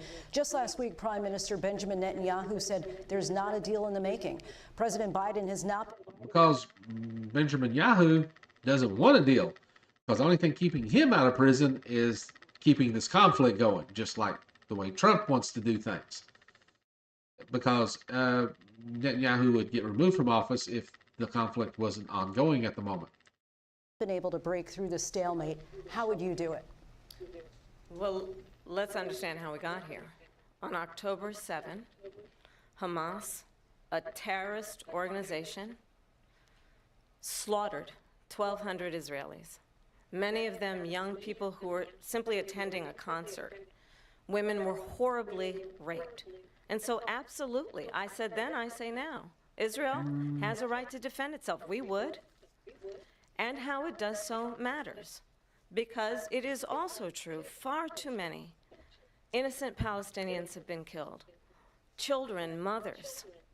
What we know is that this war must end. It must end immediately, and the way it will end is we need a ceasefire deal and we need the hostages out. And so we will continue to work around the clock on that. Work around the clock, also understanding that we must chart a course for a two-state Israel solution. doesn't want to stop. And in that solution, Hamas there isn't must the be problem. security for the I mean, Israeli they're a problem, people but and they're not the Israel, problem about and getting an the equal ceasefire. measure for the Palestinians. But the one thing I will assure Netanyahu you is the problem always, about the ceasefire. He don't want one. I will always give Israel the ability to defend itself, in particular as it relates to Iran and any threat that Iran and its proxies pose to Israel. But we must have a two-state solution where we can rebuild Gaza, where the Palestinians have security, self-determination, and the dignity they so rightly deserve. President Trump, how would you negotiate with Netanyahu and also He wouldn't. He just give them all kinds of weapons and say, go kill them all. He's already said that's what he would do.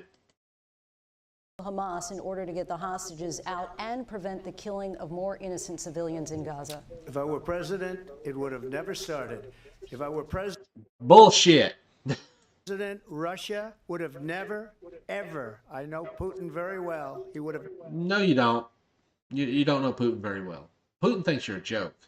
And he would have done more than what he's done now because you wouldn't have supported Ukraine. Never, and there was no threat of it either, by the way, for 4 years, have gone into Ukraine. Yeah, there was. A lot of threat. That's why Ukraine was so willing to do whatever to get those weapons. You remember that the first thing you got impeached for? And killed millions of people when you add it up. Far worse than people understand what's going on over there. But when she mentions about Israel, all of a sudden, she hates Israel. She wouldn't even meet with Netanyahu when he went to Congress to make a very important speech. She refused to be there because she was at a sorority He shouldn't have been there in the first place, and she don't have to meet with him. party of hers. She wanted to go to the sorority party. She hates Israel. If she's president, I believe that Israel will not exist within 2 years from now. And I've been Oh, you're an idiot. See, more fear-mongering for more bullshit. pretty good at predictions, and I hope I'm wrong about that one. No, you've been absolutely terrible with predictions. You have not predicted a single thing that was ever happened. Not once. Ever. You've never been right. She hates Israel. At the same time, in her own way, she hates the Arab population because So she hates both sides? So you're saying she just hates everybody? Oh my God, what a... the whole place is going to get blown up. Arabs, Jewish people. You just said go in and finish the job. Literally, that was your policy stance on it. Israel will be gone. It would have never happened. Iran was broke under Donald Trump. It doesn't matter even if what you said was true, which it's not. You still haven't answered the question, how would you solve the problem? See, you don't have a plan to solve the problem. Not really, or not one anybody would like. Now Iran has $300 billion because they took off all the sanctions No, they don't. And no, they didn't. that I had. Iran had no money for Hamas or Hezbollah or any of the 28 different spheres of terror. And they are spheres of terror. Horrible You don't know what you're talking about. terror. They had no money. It was a big story, and you know it. You covered it That's not true at all. very well, actually. They had no money for terror. They were broke. Now they're a rich nation. And now what they're doing is they're spreading that money around. Look at... No, they're not. The money that you're referring to hasn't been touched. Not a penny of it. Not one penny. It's still sitting in an account. That's been verified, by the way. The money that he's referring to, they haven't gotten it. what's happening with the Houthis and Yemen. Look at what's going on in the Middle East. This would have never happened. I will get that settled and fast, and I'll get the war with Ukraine and Russia ended. If I'm president-elect, No, as president-elect, you have no power to settle anything. You can't do anything till you're actually sworn in. So again, you're showing you don't know how our government system works. I'll get it done before even becoming president. Vice President Harris, he says you hate Israel. That's absolutely not true. I have my entire career and life supported Israel and the Israeli people. He knows that. He's trying to, again, divide and distract from the reality, which is it is very well known that Donald Trump is weak and wrong on national security and foreign policy. It is well known that he admires dictators, wants to be a dictator on day one, according to himself. It is well known that he said of Putin that he can do whatever the hell he wants and go into Ukraine. It is well known that he said when Russia went into Ukraine, it was brilliant. It is well known he exchanged love letters with Kim Jong-un. And it is absolutely well known that these dictators and autocrats are rooting for you to be president again because they're so clear they can manipulate you with flattery and favors. And that is why so many military leaders who you have worked with have told me you are a disgrace. That is why we understand that we have to have a president who is not consistently weak and wrong on Vice national President security, Harris. including the importance of upholding and respecting in highest regard our military. Vice President Harris, thank you. And she's the one that caused it, that's weak on national security by allowing every nation last month for the year, 168 different countries sending people into our country. Their crime rates are way down. Putin And endorsed her again, last he's week. going Said, "I back hope to she the wins." And I think he meant it. everything. Because He what goes he's right back gotten to the away with is same talking absolutely points. incredible. He It wouldn't have has happened with nothing. me. The leaders of other countries think that they're weak and incompetent, and they are. They're grossly incompetent. And I just ask one question. Why does Biden go in and kill the Keystone Pipeline and approve the single biggest deal that Russia's ever made, Nord Stream 2, the biggest pipeline anywhere in the world going to Germany? Biden had absolutely nothing to do with the shutting down of the Keystone Pipeline. It was shut down by the company because it wasn't feasible to do anymore. And it's a Canadian company. None of that oil was going to be given to us in this country. It was going to go into the international market. It was going to be transported across our main aquifers that feed our what they call the breadbasket, basically our main farms. Do we really want tar sand oil to go across the main water supply for our farms? And the biggest thing they said, okay, you can't go here, you have to go around it. We don't want you over our aquifers. And they said, no, we don't want to pay for that. And the company that did it killed it. That's the truth of it. Germany and all over Europe, because they're weak and they're ineffective. And Biden, by the way, President gets paid Trump, a lot of money. Thank you. We have a lot of issues. By the way, does he know that he's not running against Biden? He keeps bringing up Biden. Biden ain't running, man. You're not running against Biden. And he's like, Biden gets a lot of money. No, he don't. Now, your son-in-law got $2 billion from the Saudi prince. Do you want to talk about that, maybe? To get to. We'll be right back with much more of this historic ABC News presidential debate from the National Constitution Center right here in Philadelphia. Back in a moment. Oh, well, they finally taking a break. Let's skip ahead. The ABC News presidential debate will continue. Okay, That if jump Putin ahead. wins, he may be emboldened to move even further into other countries. You have said you would solve this war in 24 hours. You said so just before the break tonight. How exactly would you do that? And I want to ask you a That's very simple easy. question tonight. Do you want Ukraine to win this war? No, he doesn't. What he would do, he'd cut off all funding to Ukraine and say, okay, there you go, war's over. And he'd be pretty close to right. I want the war to stop. I want to save lives that are being uselessly, people being killed by the millions. It's the millions. It's so much worse than the... I don't think they're being killed by the millions. I mean, there's a lot of them being killed, probably hundreds of thousands. I mean, it's a war. But I don't know that millions are being killed. But there is a lot of them dying, unfortunately. numbers that you're getting, which are fake numbers. Look, Everything he's...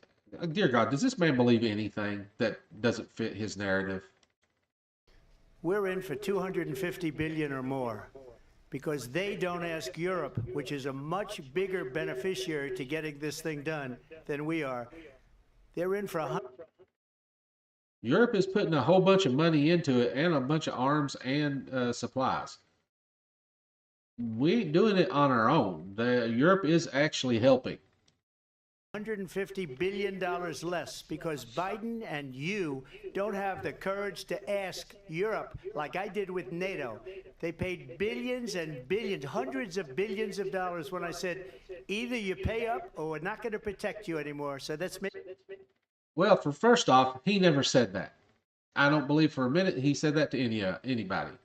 Because anytime he says the stories where he uses the word "sir," that's made up. That never happened.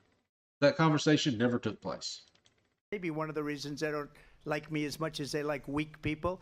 But you take a look at what's happening. You are a weak person. You're extremely weak. You know you're weak. We're in for 250 to 275 billion. They're into 100 to 150. They should be forced to equalize. With that being said, I want to get the war settled. I know Zelensky very well, and I know Putin very well. I have a good relationship, and they No, they don't. They don't respect you at all. And you do not have a good relationship with them. respect your president, okay? They respect me. They don't respect Biden. How would you... They don't respect you. They're scared of Biden. And I guarantee they're going to be scared of Kamala. But they're definitely not scared of you. respect him? Why? For what reason? He hasn't even made a phone call in 2 years to Putin. Hasn't spoken to anybody. They don't even try and get it. That is a war that's dying to be settled. I will get it settled before I even become president. If I win... And how would you do that? You're not telling anybody how you do that. When I'm president-elect, and what I'll do is I'll speak to one, I'll speak to the other, I'll get them together. That war would have never happened. And in fact... That is a lie. When I saw Putin after I left, unfortunately left because our country has gone to hell, but after I left, when I saw him building up soldiers, he did it after I left, I said, oh, he must be negotiating. It must be a good, strong point of negotiation.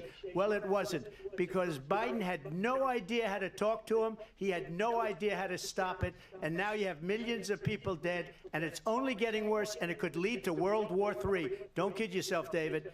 We're playing with World War III, and we have a president that we don't even know if he's... Where is our president? We don't even know if he's a president. And just to clarify here... He's still going on about Biden. He just can't get past it. Threw him out of a campaign like a dog. We don't even know. Is he our president? But we have a president. No, he's president and he's doing his job. Mr. President, that doesn't know he's alive. Your time is up. Just to clarify in the question, do you believe it's in the U.S. best interest for Ukraine to win this war, yes or no? I think it's the U.S. best interest to get this war finished and just get it done. All right. Negotiate. Notice he didn't answer the question. He won't answer it because he doesn't think Ukraine should win the war. He's on the side of Russia. The deal, because we have to stop all of these human lives from being destroyed. I want to take this to Vice President Harris. I want to get your thoughts on support for Ukraine in this moment, but also as Commander-in-Chief, if elected, how would you deal with Vladimir Putin, and would it be any different from what we're seeing from President Biden? Well, first of all, it's important to remind the former president you're not running against Joe Biden, you're running against me. I believe. Oh, that was a good one. I bet that got under his skin. The reason that Donald Trump says that this war would be over within 24 hours is because he would just give it up. And that's not who we are as Americans. Let's understand what happened here. I actually met with Zelensky a few days before Russia invaded, tried through force to change territorial boundaries, to defy one of the most important international rules and norms, which is the importance of sovereignty and territorial integrity. And I met with President Zelensky. I shared with him American intelligence about how he could defend himself. Days later, I went to NATO's eastern flank, to Poland and Romania. And through the work that I and others did, we brought 50 countries together to support Ukraine in its righteous defense. And because of our support, because of the air defense, the ammunition, the artillery, the javelins, the Abrams tanks that we have provided, Ukraine stands as an independent and free country. If Donald Trump were president, Putin would be sitting in Kyiv right now. And understand what that would mean, because Putin's agenda is not just about Ukraine. understand why the European allies and our NATO allies are so thankful that you are no longer president, and that we understand the importance of the greatest military alliance the world has ever known, which is NATO, and what we have done to preserve the ability of Zelensky and the Ukrainians to fight for their independence.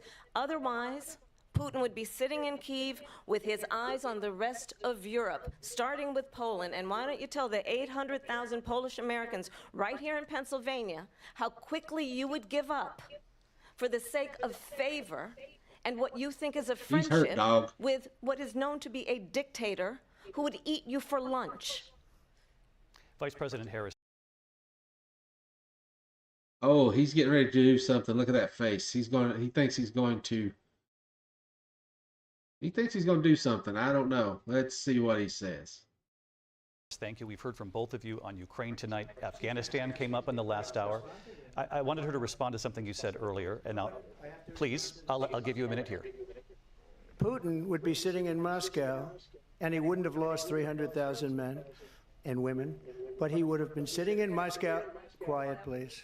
He would have been sitting in Moscow, much happier than he is right now. But eventually, you know, he's got a thing that other people don't have. He's got nuclear weapons. They don't ever talk about that. He's got nuclear weapons. Nobody ever thinks about that. And eventually, maybe he'll use them, and maybe he has. He's not going to use his nuclear weapons. And he gets mad when she talks.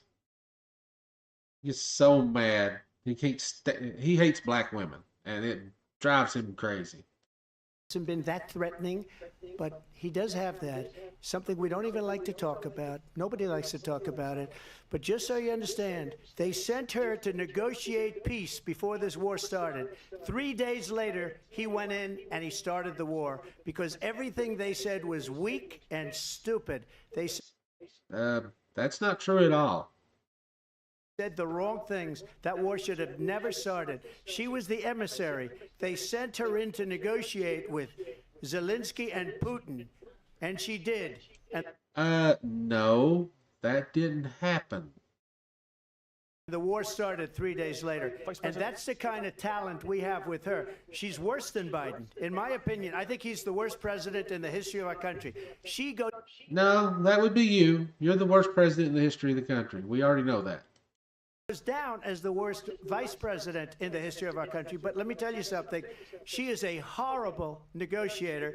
They sent her in to negotiate. As soon as they left, Putin did the invasion. President Trump. Putin was going to do the invasion no matter what. And I don't think she actually met with Putin, did she? I'd have to go back and look. But I'm pretty sure he's lying about that. Thank you. You did bring up something. You said she went to negotiate with Vladimir Putin. Vice President Harris, have you ever met Vladimir Putin? Can you clarify tonight? Yet again, I said at the beginning of this debate, you're going to hear a bunch of lies coming from this fellow. And that is another one. When I went to meet with President Zelensky, I've now met with him over 5 times. The reality is it has been about standing as America always should, as a leader upholding international rules and norms, as a leader who shows strength, understanding that the alliances we have around the world are dependent on our ability to look out for our friends and not favor our enemies because you adore strongmen instead of caring about democracy. And that is very much what is at stake here. The President of the United States is commander-in-chief. And the American people have a right to rely on a president who understands the significance of America's role and responsibility in terms of ensuring that there is stability and ensuring we stand up for our principles and not sell them for the benefit of personal flattery. We've talked about Ukraine and Vladimir Putin. I do want to talk about Afghanistan. It came up in the first hour of this debate. I want to move on to Afghanistan. Said Trump did the most amazing thing I've ever seen. He got these countries, the 28 countries at the time, to pay up. He said, I've never seen. He's the head of NATO. He said, I've never seen. For years, we were... That's a lie. That is a lie. We were paying almost all of NATO. We were being ripped off by European nations, both on... That's not how NATO works. He really doesn't know how it works. He doesn't know how any of it works. trade and on NATO. I got them to pay up by saying one of the statements you made before, if you don't pay, we're not going to protect you. President Otherwise, Trump. we would have never gotten it. He said it was one of the most incredible jobs that he's ever seen done. Thank you. I want to turn to Afghanistan. It came up in the first hour of the debate, and we witnessed a poignant moment today on Capitol Hill, honoring the soldiers who died in the chaotic withdrawal from Afghanistan. I do want to ask the Vice President, do you believe you bear any responsibility in the way that withdrawal played out? Well, I will tell you, I agreed with President Biden's decision to pull out of Afghanistan. 4 presidents said they would, and Joe Biden did. And as a result, America's taxpayers are not paying the $300 million a day we were paying for that endless war. And as of today, there is not one member of the United States military who is in active duty in a combat zone in any war zone around the world, the first time this century. But let's Yeah, it's Joe Biden actually ended the wars. We're not in any wars right now. There's some wars going on, but we're not in them. We are helping some allies, but we don't have any active troops involved in any of the wars. We don't have any boots on the ground anywhere. First time in some of our peoples in this country's lifetime that we are not involved in any wars. That was not true during Trump's time, and it wouldn't have been true if he stayed in office. understand how we got to where we are. Donald Trump, when he was president, negotiated one of the weakest deals you can imagine. He calls himself a deal maker. Even his national security advisor said it was a weak, terrible deal. And here's how it went down. He bypassed the Afghan government. He negotiated directly with a terrorist organization called the Taliban. The negotiation involved the Taliban getting 5,000 Taliban terrorists released. And get this, and the president at the time invited the Taliban to Camp David, a place. I hope she brings up the fact that the suicide bomber was one of those 5,000 that Trump got released. The guy that killed the 13 soldiers was one of the 5,000 that Trump got released.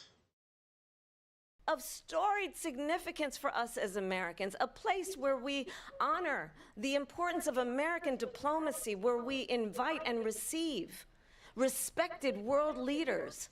And this former president, as president, invited.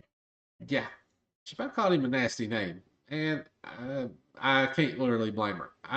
I would have, but then again, I'm not running for president, so I can be more free with my words. Them to Camp David because he does not again appreciate the role and responsibility of the President of the United States to be commander-in-chief with a level of respect. And this gets back to the point of how he has consistently disparaged and demeaned members of our military, fallen soldiers, and the work that we must do to uphold the strength and the respect of the United States of America around the world. Vice President Harris, thank you. President Trump, your response to her saying that you began the negotiations with the Taliban. Yeah, I wish she would have brought up the fact, but she might not have that factoid in front of her. So, and there might be some controversy in it. But yeah, the guy that did the suicide bombing was one of the 5,000 that Trump got released. That makes the bombing partially his fault. That does put some blood on his hands. So, if you take a look at that period of time, the Taliban was killing our soldiers, a lot of them, with snipers. Yeah. Wasn't that under your watch? And I got involved with the Taliban because the Taliban was doing the killing. That's the fighting force within Afghanistan. They don't bother doing that because, they deal with the wrong people all the time. But I got involved. And Abdul is the head. And you made a really bad deal. And you put our soldiers in more jeopardy.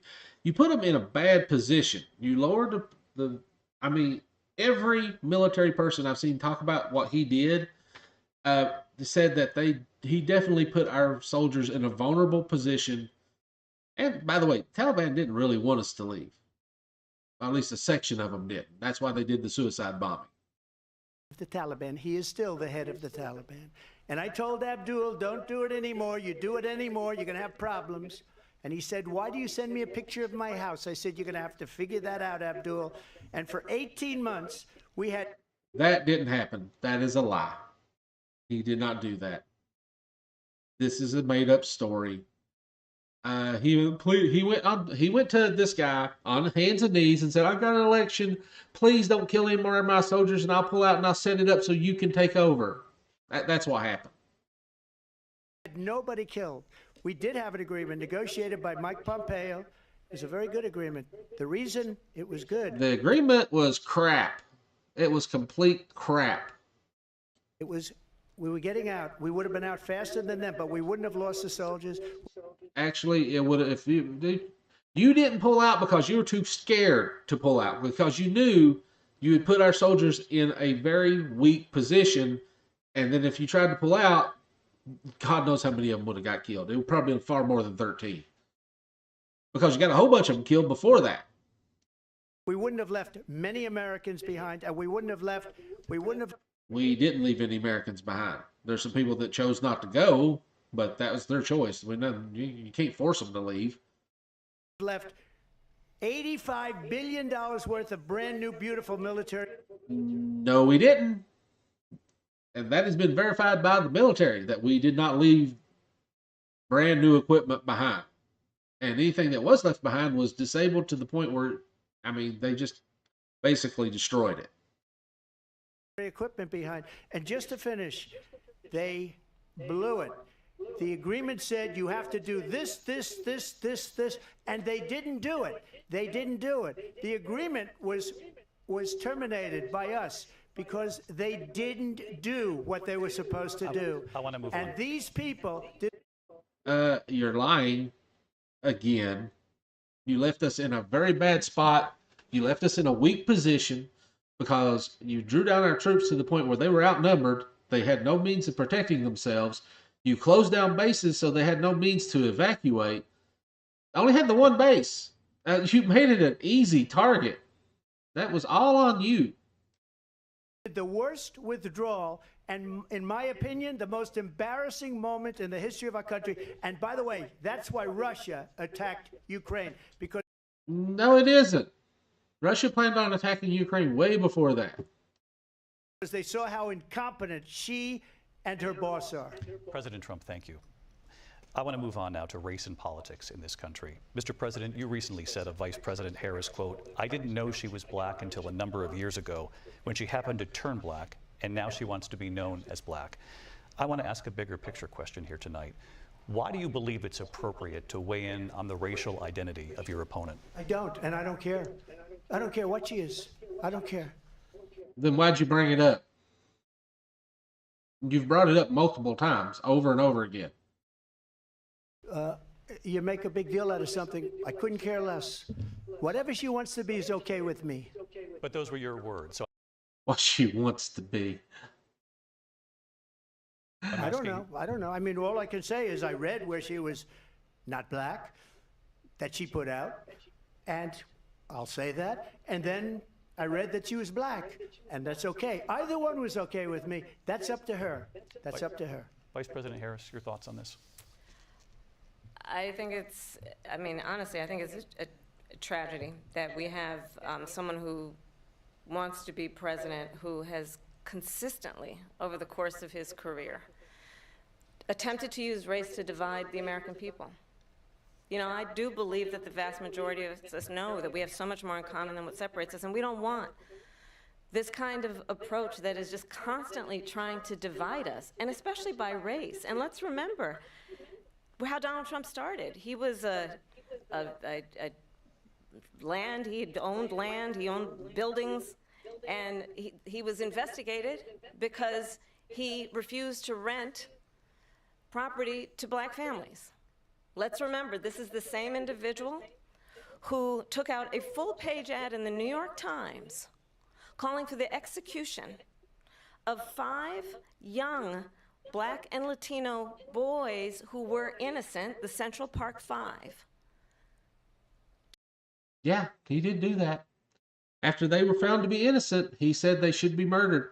He wanted He wanted the government to execute them, even though they were exonerated. Took out a full-page ad calling for their execution. This is the same individual who spread birther lies about the first black president of the United States. And I think the American people want better than that, want better than this. Yeah, we do. Because this man is a disgrace. And really, again, Republicans, a convicted felon, this is the best you can offer. I mean, even Chris Christie could have done better than this. Actually, I think Chris Christie would have had a better chance of getting Democrat votes than this man. He has lost Republican votes. He can't even keep your base together. Why are you supporting him so hard? Want someone who understands as I do. I travel our country. We see in each other a friend. We see in each other a neighbor. We don't want a leader who is constantly trying to have Americans point their fingers at each other.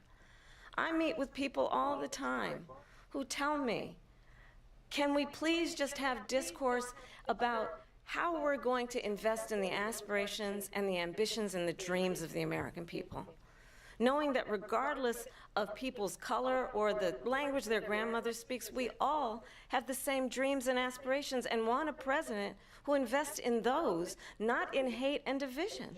Vice President Harris, thank you. Lindsay? Well spoken. See, she has her campaign is about building for the future. His is about fear-mongering and basically trying to relitigate the past and bringing the past back. He does not want to talk about anything that would actually help anybody or build anything for the future because he doesn't care. He's old and he thinks he's not going to be around, so he doesn't really give a crap. That's what it comes down to. President Trump, this is now your third time. This is the most divisive presidency in the history of our country. There's never been. That's not true at all. Yours was the most divisive. And you're still trying to divide the country. You are. And it's blatant. The people that support you are calling for a civil war. Your people, not the people on the other side.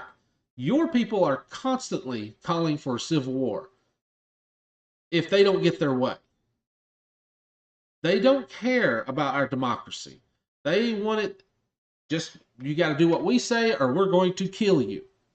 That is your people. See it all the time at your rallies. You encourage this behavior, by the way.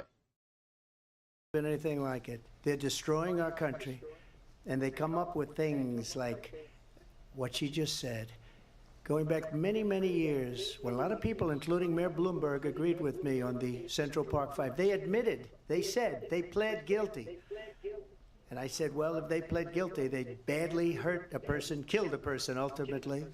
And if they pled guilty, then they pled, we're not guilty. But this is a person that has to stretch back years. They didn't plead guilty. They were found to be innocent through DNA testing that showed that they didn't do it. And you still are calling for them to be executed, even though they've been exonerated. This is how racist this man is. He is still calling for these people to be killed, even though they've been exonerated and shown that they are not guilty of the crime. Matter of fact, the guy that did it confessed. And they have his DNA, and the DNA proved that he did it. But because they were black boys, he wants to see them killed. He hates black people. That's just straight up. Years, 40, 50 years ago, because there's nothing now. I built one of the greatest economies in the history of the world. No, you didn't. You crashed the economy. The economy completely crashed under you. Our entire economy stopped. It shut down. It had to be rebooted by Joe Biden and Kamala Harris. They had to fix all of the crap you messed up. As a matter of fact, hey, how's that Truth Social stock doing there, big boy? How's it? I think it was under. Last I heard, it was under $18 a share. Oh, by the way, Trump supporters, go out there and buy you some Truth Social stock. I think it's the 18th is when he can sell. He's going to sell that. He's going to sell everything he's got that's left to try to milk every bit of that out of that before he. That's one of his final grifts. He, I think, might get $1 billion out of it if the stock stays roughly where it's at right now. If it goes down even further and it tanks out completely, the more it goes down, the less he's going to get. But anyway, let's get back to this. And I'm going to build it again. It's going to be bigger, better, and stronger. But they're destroying it. If you got an idea of how he wants to do it, just look at his Truth Social stock.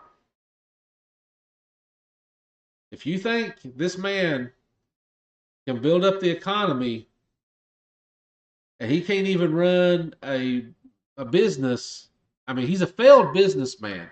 Truth Social is a complete disaster. This guy doesn't know what he's doing.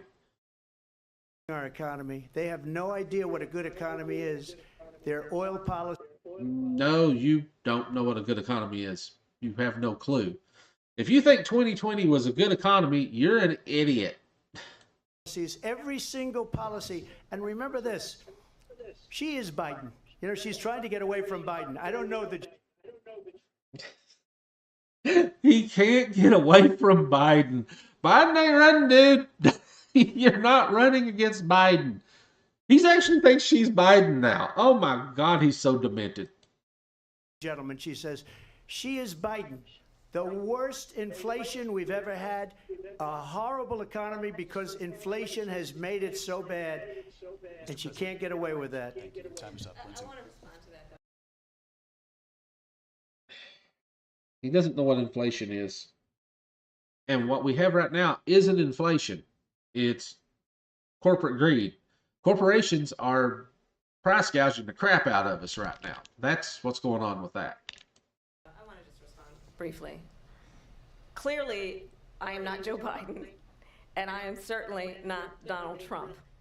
And what I do offer is a new generation he's of leadership pissed. for our country. One who believes in what is possible, one who brings a sense of optimism about what we can do instead of always disparaging the American people. I believe in what we can do to strengthen our small businesses, which is why I have a plan. Let's talk about our plans and let's compare the plans. I have a plan to give startup businesses $50,000 tax deduction, to pursue their ambitions, their innovation, their ideas, their hard work. I have a plan, $6,000 for young families for the first year of your child's life, to help you in that most critical stage of your child's development. He has no plan. He really has no plan. He don't intend to do anything. During this entire thing, did you hear anything that he said that he's actually going to do for the American people?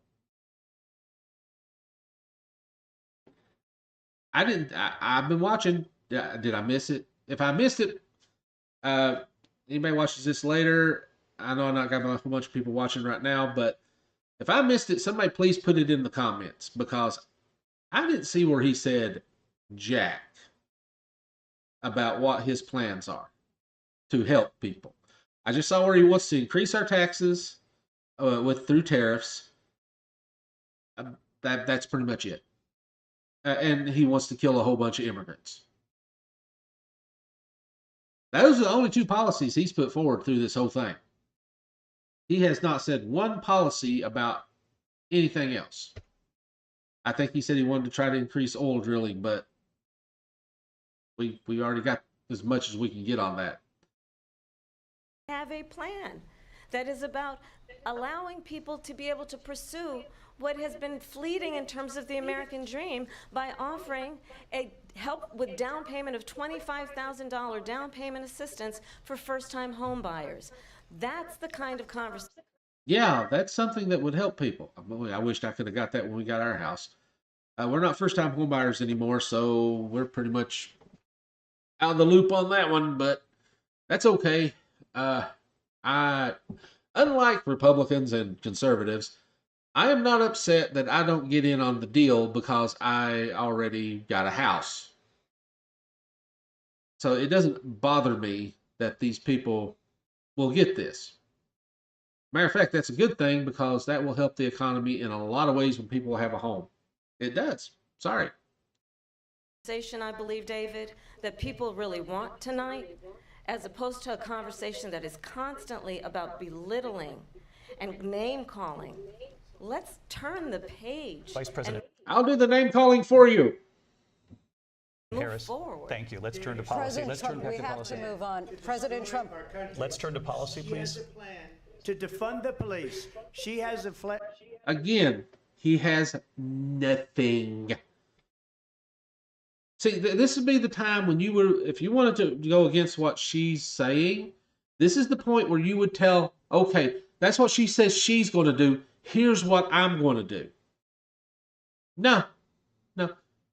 Instead, he's going to his talking points that are lies, that aren't true. She has not ever tried to defund the police. Matter of fact, they increased the funding for law enforcement. Much to the irritation of some people on the left. I know, I'm on the left. I've seen those people complaining about Biden and Harris increasing funding for law enforcement. Now, there does need to be some reform. Funding isn't the issue. It never was. We need to change the way our cops are trained on certain things. We need to focus more on de-escalation, on things about how to handle certain situations so you don't end up shooting somebody. I mean, there's things that can be done. It's not straight up defunding ain't going to help. Matter of fact, more funding is probably needed to address the problems that we have with our law enforcement. Defunding them isn't the issue. We probably should put more funding into helping them become better cops. It's not about getting rid of cops. It's about we need to make them give them the tools they need to do their job better. Who can argue against that? That is what it really is about. Give them the tools they need so they can be better at their jobs and safer overall. I mean, honestly, who has a problem with that? Why would anybody have a problem with that? plan to confiscate everybody's gun. President Trump, She would has you- Actually, no, they have no plan to confiscate anybody's guns. I wish they would still talk about doing the buyback and do a ban on new AR-15s, because AR-15s do need to be banned, and any assault rifle for that matter. And then you can do a buyback to buy back the ones people have, and we can decrease the number of guns available in the country, which would be better for everybody. The ban that we had back in Clinton's time worked. You can argue all you want to. I have a friend I would argue with about this all the time. He says it didn't work, but it did work. The numbers showed that it worked. We need to go back to that. Straight up. have to plan move to on to not other allow issues. fracking in Pennsylvania or anywhere else. Okay. That's not true at all. You keep saying the same lies over and over again. She signed the permit. She was the deciding vote that gave more permits for fracking. How are you able to? Where are you getting the? God, this man's lies is unbelievable.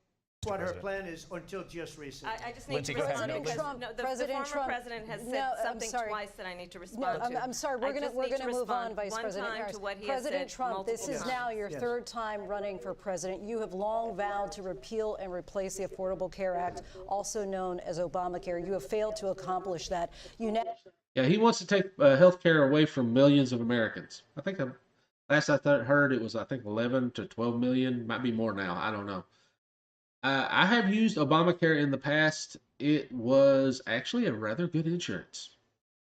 The one I had at the time. I think they've changed some of the policy. He made it worse because he cut a lot of funding to it and made the deductibles outrageous. I think Biden and Harris have fixed that a little bit, but I haven't actually used it, so I don't know. I haven't looked into it. But I do know when I had it under Obama, when I lost a job and I had to get that for temporary, I had no deductible.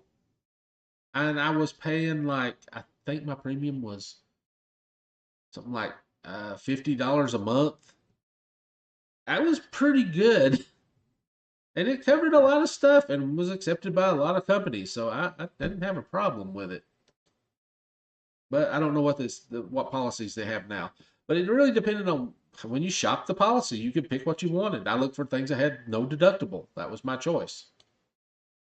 Now say you're going to keep Obamacare, quote, unless we can do something much better.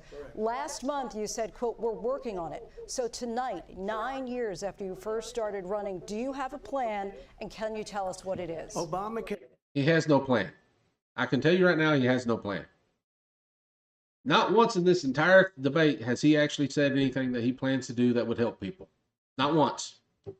It was lousy health care. Always was. It's not very good today. It's pretty good when I had it. And what I said, that if we come up with something, and we are working on things, we're going to do it and we're going to replace it. But remember this, I inherited Obamacare because Democrats wouldn't change it. They wouldn't vote for it. They were unanimous. They wouldn't vote to change it. If they would have done that, we would have had a much better plan than Obamacare. You offered no improvements. You could have offered improvements. I'm sure if it was something that would actually improve it, you could have got some people on board. You didn't have a plan. You put nothing forward. You just wanted to get rid of it because, well, you hated Obama because he made fun of you at a press con. What is that thing called? The thing where all the reporters get together and they do their little dinner. Obama made a joke about Trump, and it wasn't that joke, but he did make fun of. I think he made fun of his hair or something. I don't know. It was something that got under Trump's skin, and at that point, that's when Trump decided he was going to try to take out Obama. But the Democrats, not kill, like politically ruin, that sort of thing. I want to be clear. I wasn't saying he was going to try to kill Obama. No, he wanted to ruin him. Democrats came up. They wouldn't vote for it. I had a choice to make when I was president. They wouldn't vote for it because you didn't offer anything. You just wanted to end it. Do I save it and make it as good as it can be, never going to be great, or do I let it rot? And I felt I had an obligation, even though politically it would have been good to just let it rot and let it go away. I decided, and I told my people, the top people, and they're very good people. I have a lot of good people in that administration. We read about the bad ones. We had some real bad ones, too, and so do they. They have really bad ones. The difference is they don't get rid of them. But let me just explain. I had a choice to make. Actually, the Biden-Harris administration has some good people in their system, in their administration. They've kept things running pretty damn smooth. The only real problem we have is the greed from corporations. If we can get that under control, they can get the prices back down to a reasonable amount. And they actually have a plan to try to do it. He doesn't. Heck, he won't even acknowledge that's a thing. If you can't acknowledge or know what the source of the problem is, you can't fix the problem. That's just simple logic. Do I save it and make it as good as it can be, or do I let it rot? And I saved it. I did the right thing, but it still never. You didn't save it. John McCain did when he voted against you. You literally were trying to push a repeal of it to get rid of it altogether. And John McCain came in and and he killed your chance to do it. And after that, you give up. Going to be great, and it's too expensive for people. And what we will do is we're looking at different plans. I remember looking at some of the plans when Trump was in office. The premium shot through the roof because he cut the subsidies to it, which made the premiums go up. The deductibles went up because, again, he cut the subsidies to it. He made it worse. He definitely tried to sabotage it as much as he could because that's what he does. And he lies about it, of course. If we can come up with a plan that's going to cost our people, our population, less money and be better health care than Obamacare, then I would absolutely do it. But until then, I'd run it as good as it can be run. So just a yes or no, you still do not have a You plan? didn't last I time. have concepts of a plan. I'm not president right now. But if You were president for 4 years. You didn't have a plan then. You don't have a plan now. we come up with something, I would only change it if we come up with something that's better and less expensive. You've had 9 years. You've literally had 9 years. You've got a big goose egg. You come up with nothing. And there are concepts and options we have to do that. And you'll be hearing about it in the not too distant future. No, we won't. He's been saying that same line for 9 years. We have yet to see anything. I mean, that's what I think we're going to see. Him shaking his bear booty. I better not put that up. RFK Jr. might see this little bear and decide that's something for dinner. Vice President Harris, in 2017, you supported Bernie Sanders' proposal to do away with private insurance and create a government-run healthcare system. 2 years later, you proposed a plan that included a private insurance option. What is your plan today? Well, first of all, I absolutely support, and over the last 4 years as vice president, private health care options. But what we need to do is maintain and grow the Affordable Care Act. But I'll get to that, Lindsay. I just need to respond to a previous point that the former president has made. I've made very clear my position on fracking. And then this business about taking everyone's guns away. Tim Walz and I are both gun owners. We're not taking anybody's guns away. So stop with the continuous lying about this stuff. As it relates to the Affordable Care Act, understand, just look at the history to know where people stand. I like that she called him out on his lies. He didn't like that. When he makes that little smirk face, somebody got under his skin. And when Donald Trump was president, Tomorrow, to his Twitter and True Social accounts are going to explode. Probably later tonight when he gets off of this thing. They probably already are, because this is probably already done. Because where I've been pausing it and talking, it's dragged it out. But still, anyway, let's go on. 60 times he tried to get rid of the Affordable Care Act. 60 times. I was a senator at the time when I will never forget the early morning hours when it was up for a vote in the United States Senate. And the late, great John McCain, who you have disparaged as being, you don't like him, you said, at the time because he got caught. He was an American hero. The late, great John McCain, I will never forget that night, walked onto the Senate floor and said, no, you don't. No, you don't. No, you don't get rid of the Affordable Care Act. You have no plan. And what the Affordable Care Act has done is eliminate the ability of insurance companies to deny people with pre-existing conditions. I don't have to tell the people watching tonight, you remember what that was like? Remember when an insurance company could deny if a child had asthma, if someone was a breast cancer survivor, if a grandparent had diabetes?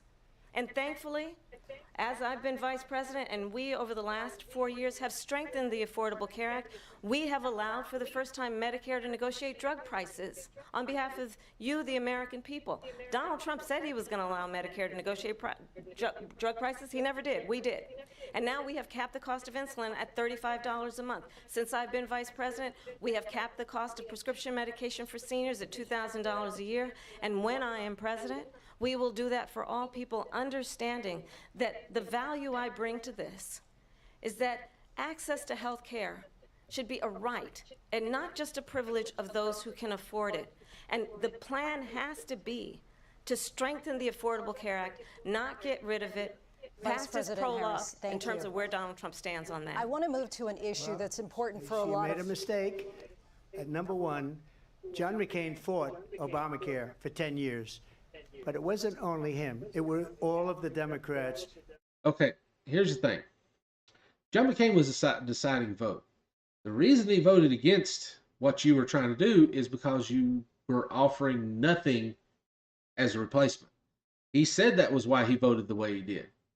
Now, I don't agree with a lot of what John McCain believed and stood for. He was a hero. Now, that is not debatable at all.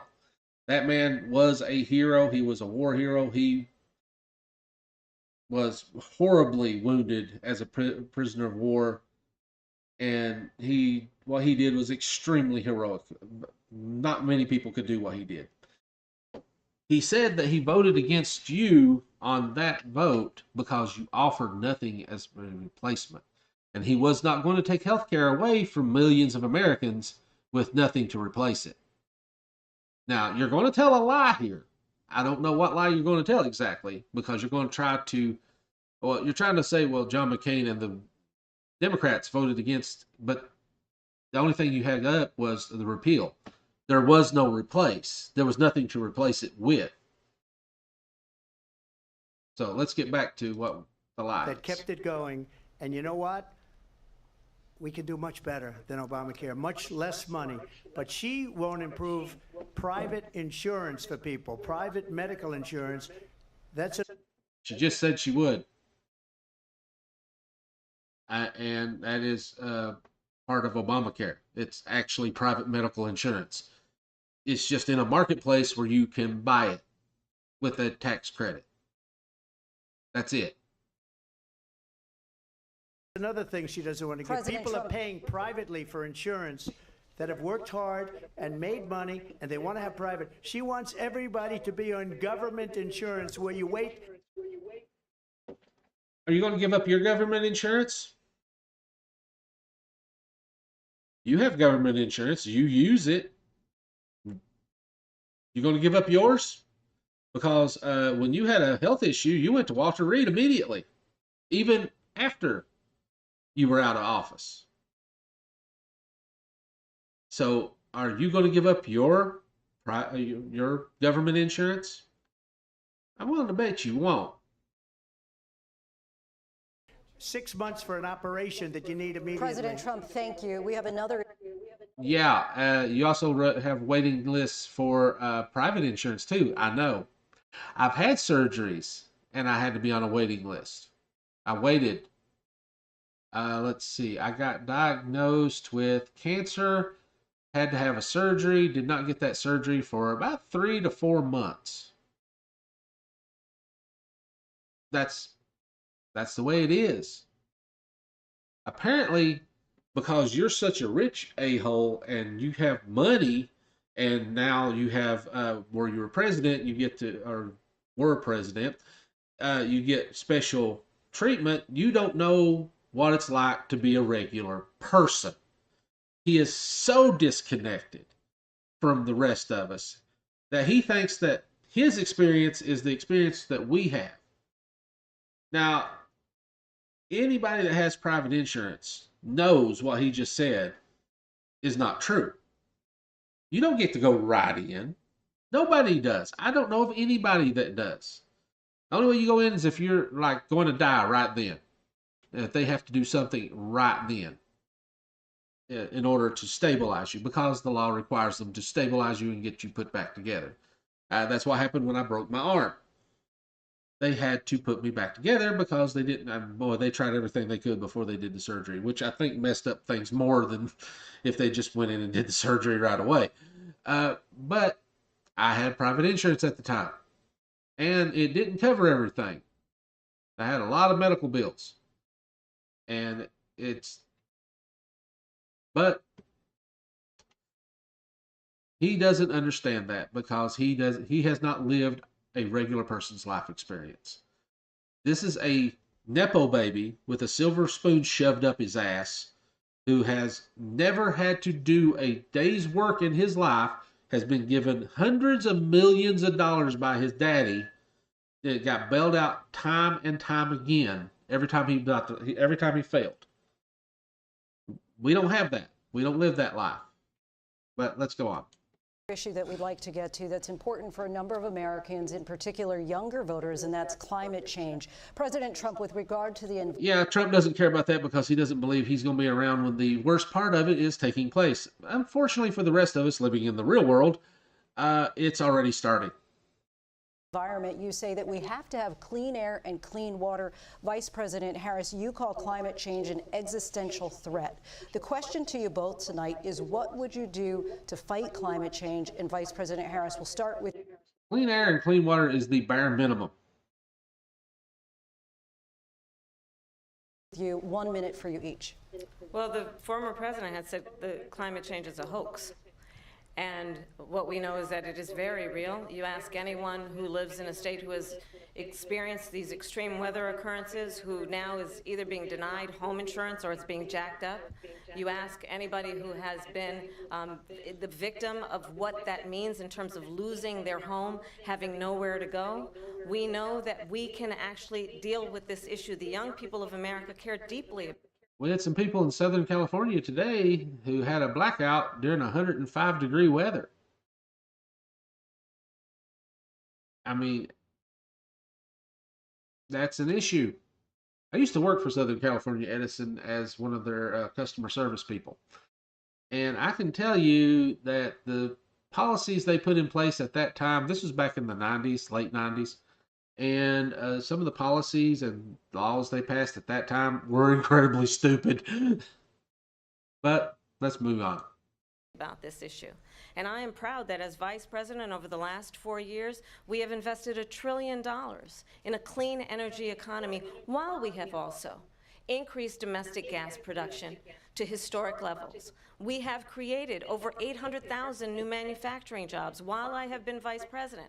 We have invested in clean energy to the point that we are opening up factories around the world. Donald Trump said he was going to create manufacturing jobs. He lost manufacturing jobs.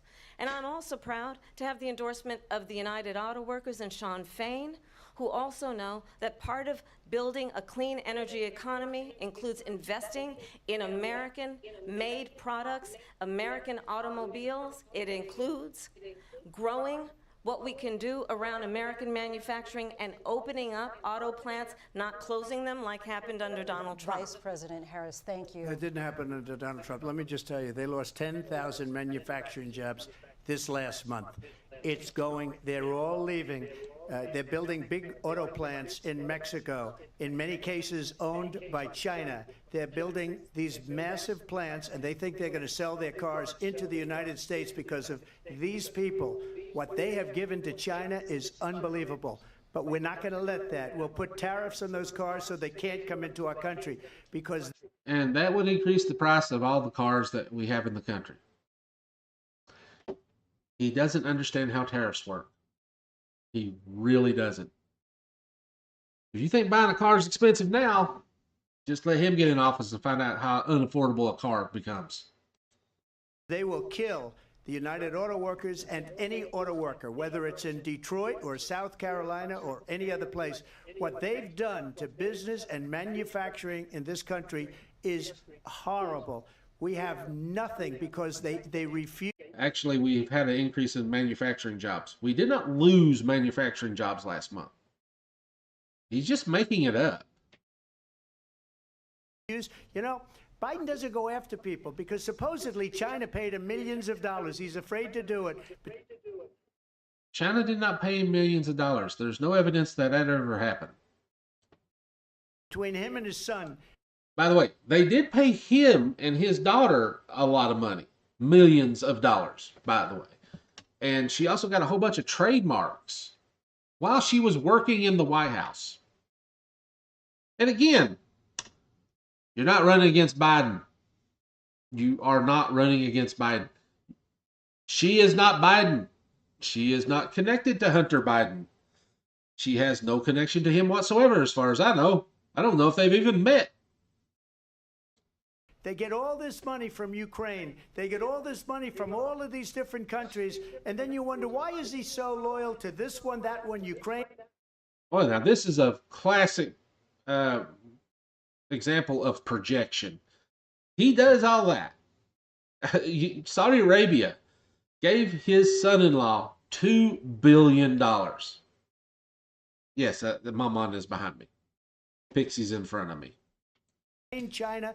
Why is he? Why did he get $3.5 million from the mayor of Moscow's wife? Why did she pay him $3.5 million? Except that didn't happen. It didn't happen. They have no evidence of that. Congress looked into all of this and they could find no evidence of any of it. They couldn't even find that he did anything illegal. Hunter Biden, I'm talking about. I mean, they literally couldn't find a crime. They found no evidence that they created a crime, but they found no evidence to actually support the crime they created. This is a crooked administration, and they're selling our... Oh, by the way, important note, that whole thing fell apart, and they lost complete interest in it when Biden no longer was running for president. Anybody else notice that? I mean, they literally lost all interest in their investigations. They don't even talk about them anymore. Once Biden dropped out, they don't care. Tells you what the whole point of it was, doesn't it? country down the tubes. President Trump, thank you. Thank you. We'll be right back with closing statements from both of our candidates. An historic night, this ABC News presidential debate from Philadelphia. Back in a moment. Okay. Now, let's be clear. She is not Joe Biden. He is not running against Joe Biden. For some reason, he does not understand she is not Joe Biden. Now, let's get to the closing statements.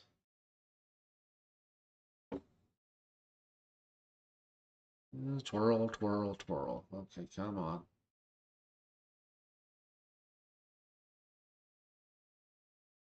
Okay, here we go. Tonight, the time has come for closing statements, and Vice President Let's see what the Harris, closing statements are. So I think you've heard tonight two very different visions for our country. One that is focused on the future, and the other that is focused on the past, and an attempt to take us backward. But we're not going back. And I do believe that the American people know we all have so much more in common than what separates us. And we can chart a new way forward. And a vision of that includes having a plan, understanding the aspirations, the dreams, the hopes, the ambition of the American people, which is why I intend to create an opportunity economy, investing in small businesses, in new families, in what we can do around protecting seniors, what we can do that is about giving hardworking folks a break and bringing down the cost of living. I believe in what we can do together that is about sustaining America's standing in the world and ensuring that we have the respect that we so rightly deserve, including respecting our military and ensuring we have the most lethal fighting force You didn't respect in the military. world. I will be a president that will protect our fundamental rights and freedoms, including the right of a woman to make decisions about her own body and not have her government tell her what to do. I'll tell you, I started my career as a prosecutor. I was a DA, I was an attorney general, a United States senator, and now vice president. I've only had one client, the people. And I'll tell you, as a prosecutor, I never asked a victim or a witness, are you a Republican or a Democrat? The only thing I ever asked them, are you okay? And that's the kind of president we need right now. Someone who cares about you and is not putting themselves first. I intend to be a president for all Americans and focus on what we can do over the next 10 and 20 years to build back up our country by investing right now in you, the American people. Vice President Harris, thank you. President Trump? So she just started by saying she's going to do this, she's going to do that, she's going to do all these wonderful things. Why? Okay. Yeah, that's what you're supposed to do. Tell people, hey, this is what I'm going to do to try to make your life better. Now, what did you offer? No, oh yeah, that's right, fear. Hatred. Division. Let's see what he says. Hasn't she done it? She's been there for 3.5 years. They've had 3.5 years to fix the border. They've had 3.5 years to create jobs and all the things we talk about. They created a whole bunch of jobs. 15 million jobs, I believe it was. Far more than what you lost, the deficit you left them. Again, he goes to the border. The border has been taken care of for the most part. Is there work to be done? Sure, why not? There is definitely more that needs to be done, but it's more secure than it was. Talked about why hasn't she done it? She should leave right now, go down to that beautiful White House, go to the Capitol, get everyone together and do the things you want to do, but you haven't done it and you won't do it because you believe in things that the American people don't believe in. You believe in things like we're not going to frack, we're not going to take fossil fuel, we're not going to do things that... That's not true. He's lying again. Are going to make this country strong, whether you like it or not. Germany tried that, and within 1 year, they were back to building normal energy plants. We're not ready for it. We can't sacrifice our country for the sake of bad vision. But I just ask one simple question. Why didn't she do it? We're a failing nation. See, now, he hates our country. He sees America as a failure. He's so negative. I mean, he does not have a positive message. He does not have a positive message. He doesn't have a plan for the future. He has offered nothing to the American people. Not a thing. All he wants to do is make his rich people, his rich friends richer and himself richer. That's it. Nation that's in serious decline. We're being laughed at all over the world. All over the world, they're laughing. We're not in serious decline. We're actually moving upward. I know the leaders very well. They're coming to see me. They call. They are not calling you. They're not coming to see you. Netanyahu stopped by and saw you, and he shouldn't have. And you probably can get in some legal trouble for that.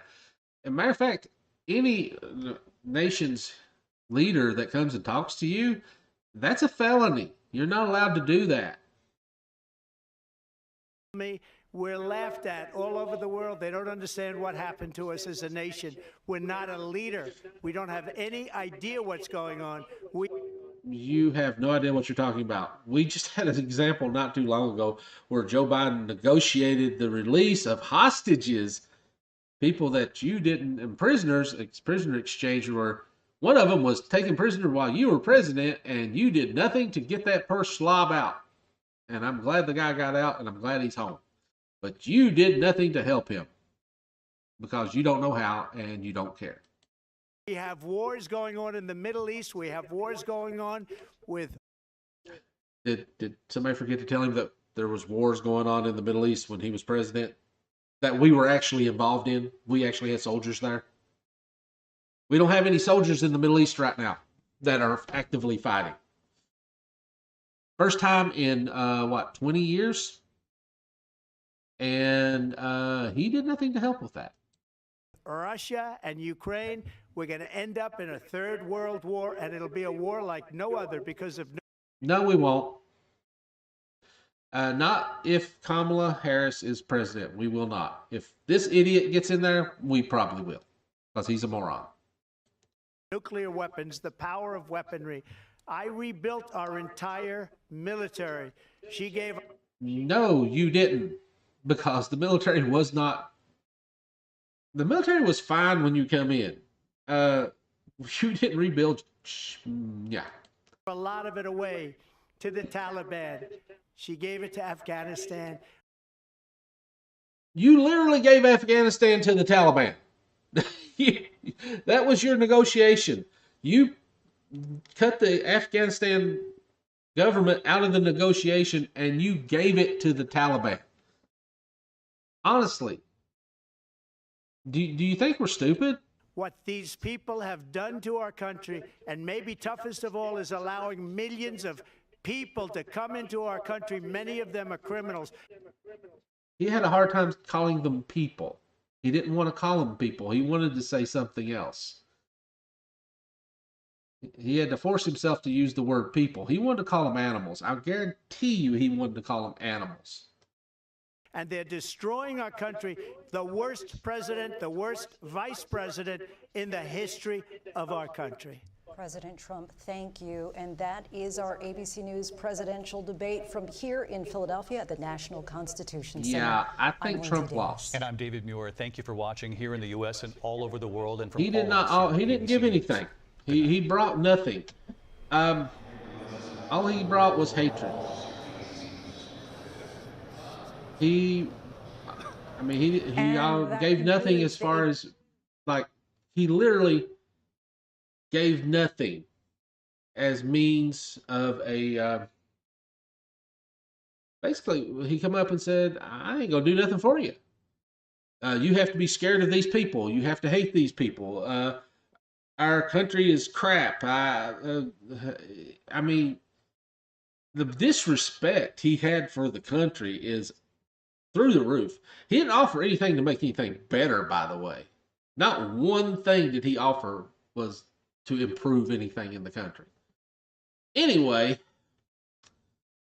that was long, about 3 hours of with my commentary in here. I appreciate anybody that watched.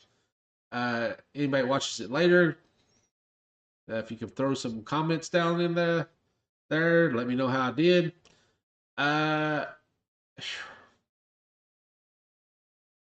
That man was 100% useless. He lied through the whole thing. He offered nothing for the American people. He literally offered nothing. And it's a sad state of affairs that this is the best that the Republican Party is going to offer us. Anyway, I am going to sign out. I appreciate everybody that watched, and let me find, here we go. And you guys have a good night, and like, subscribe, and comment, and share. Woo! Then I'm good. Let's go. Ooh. Got one.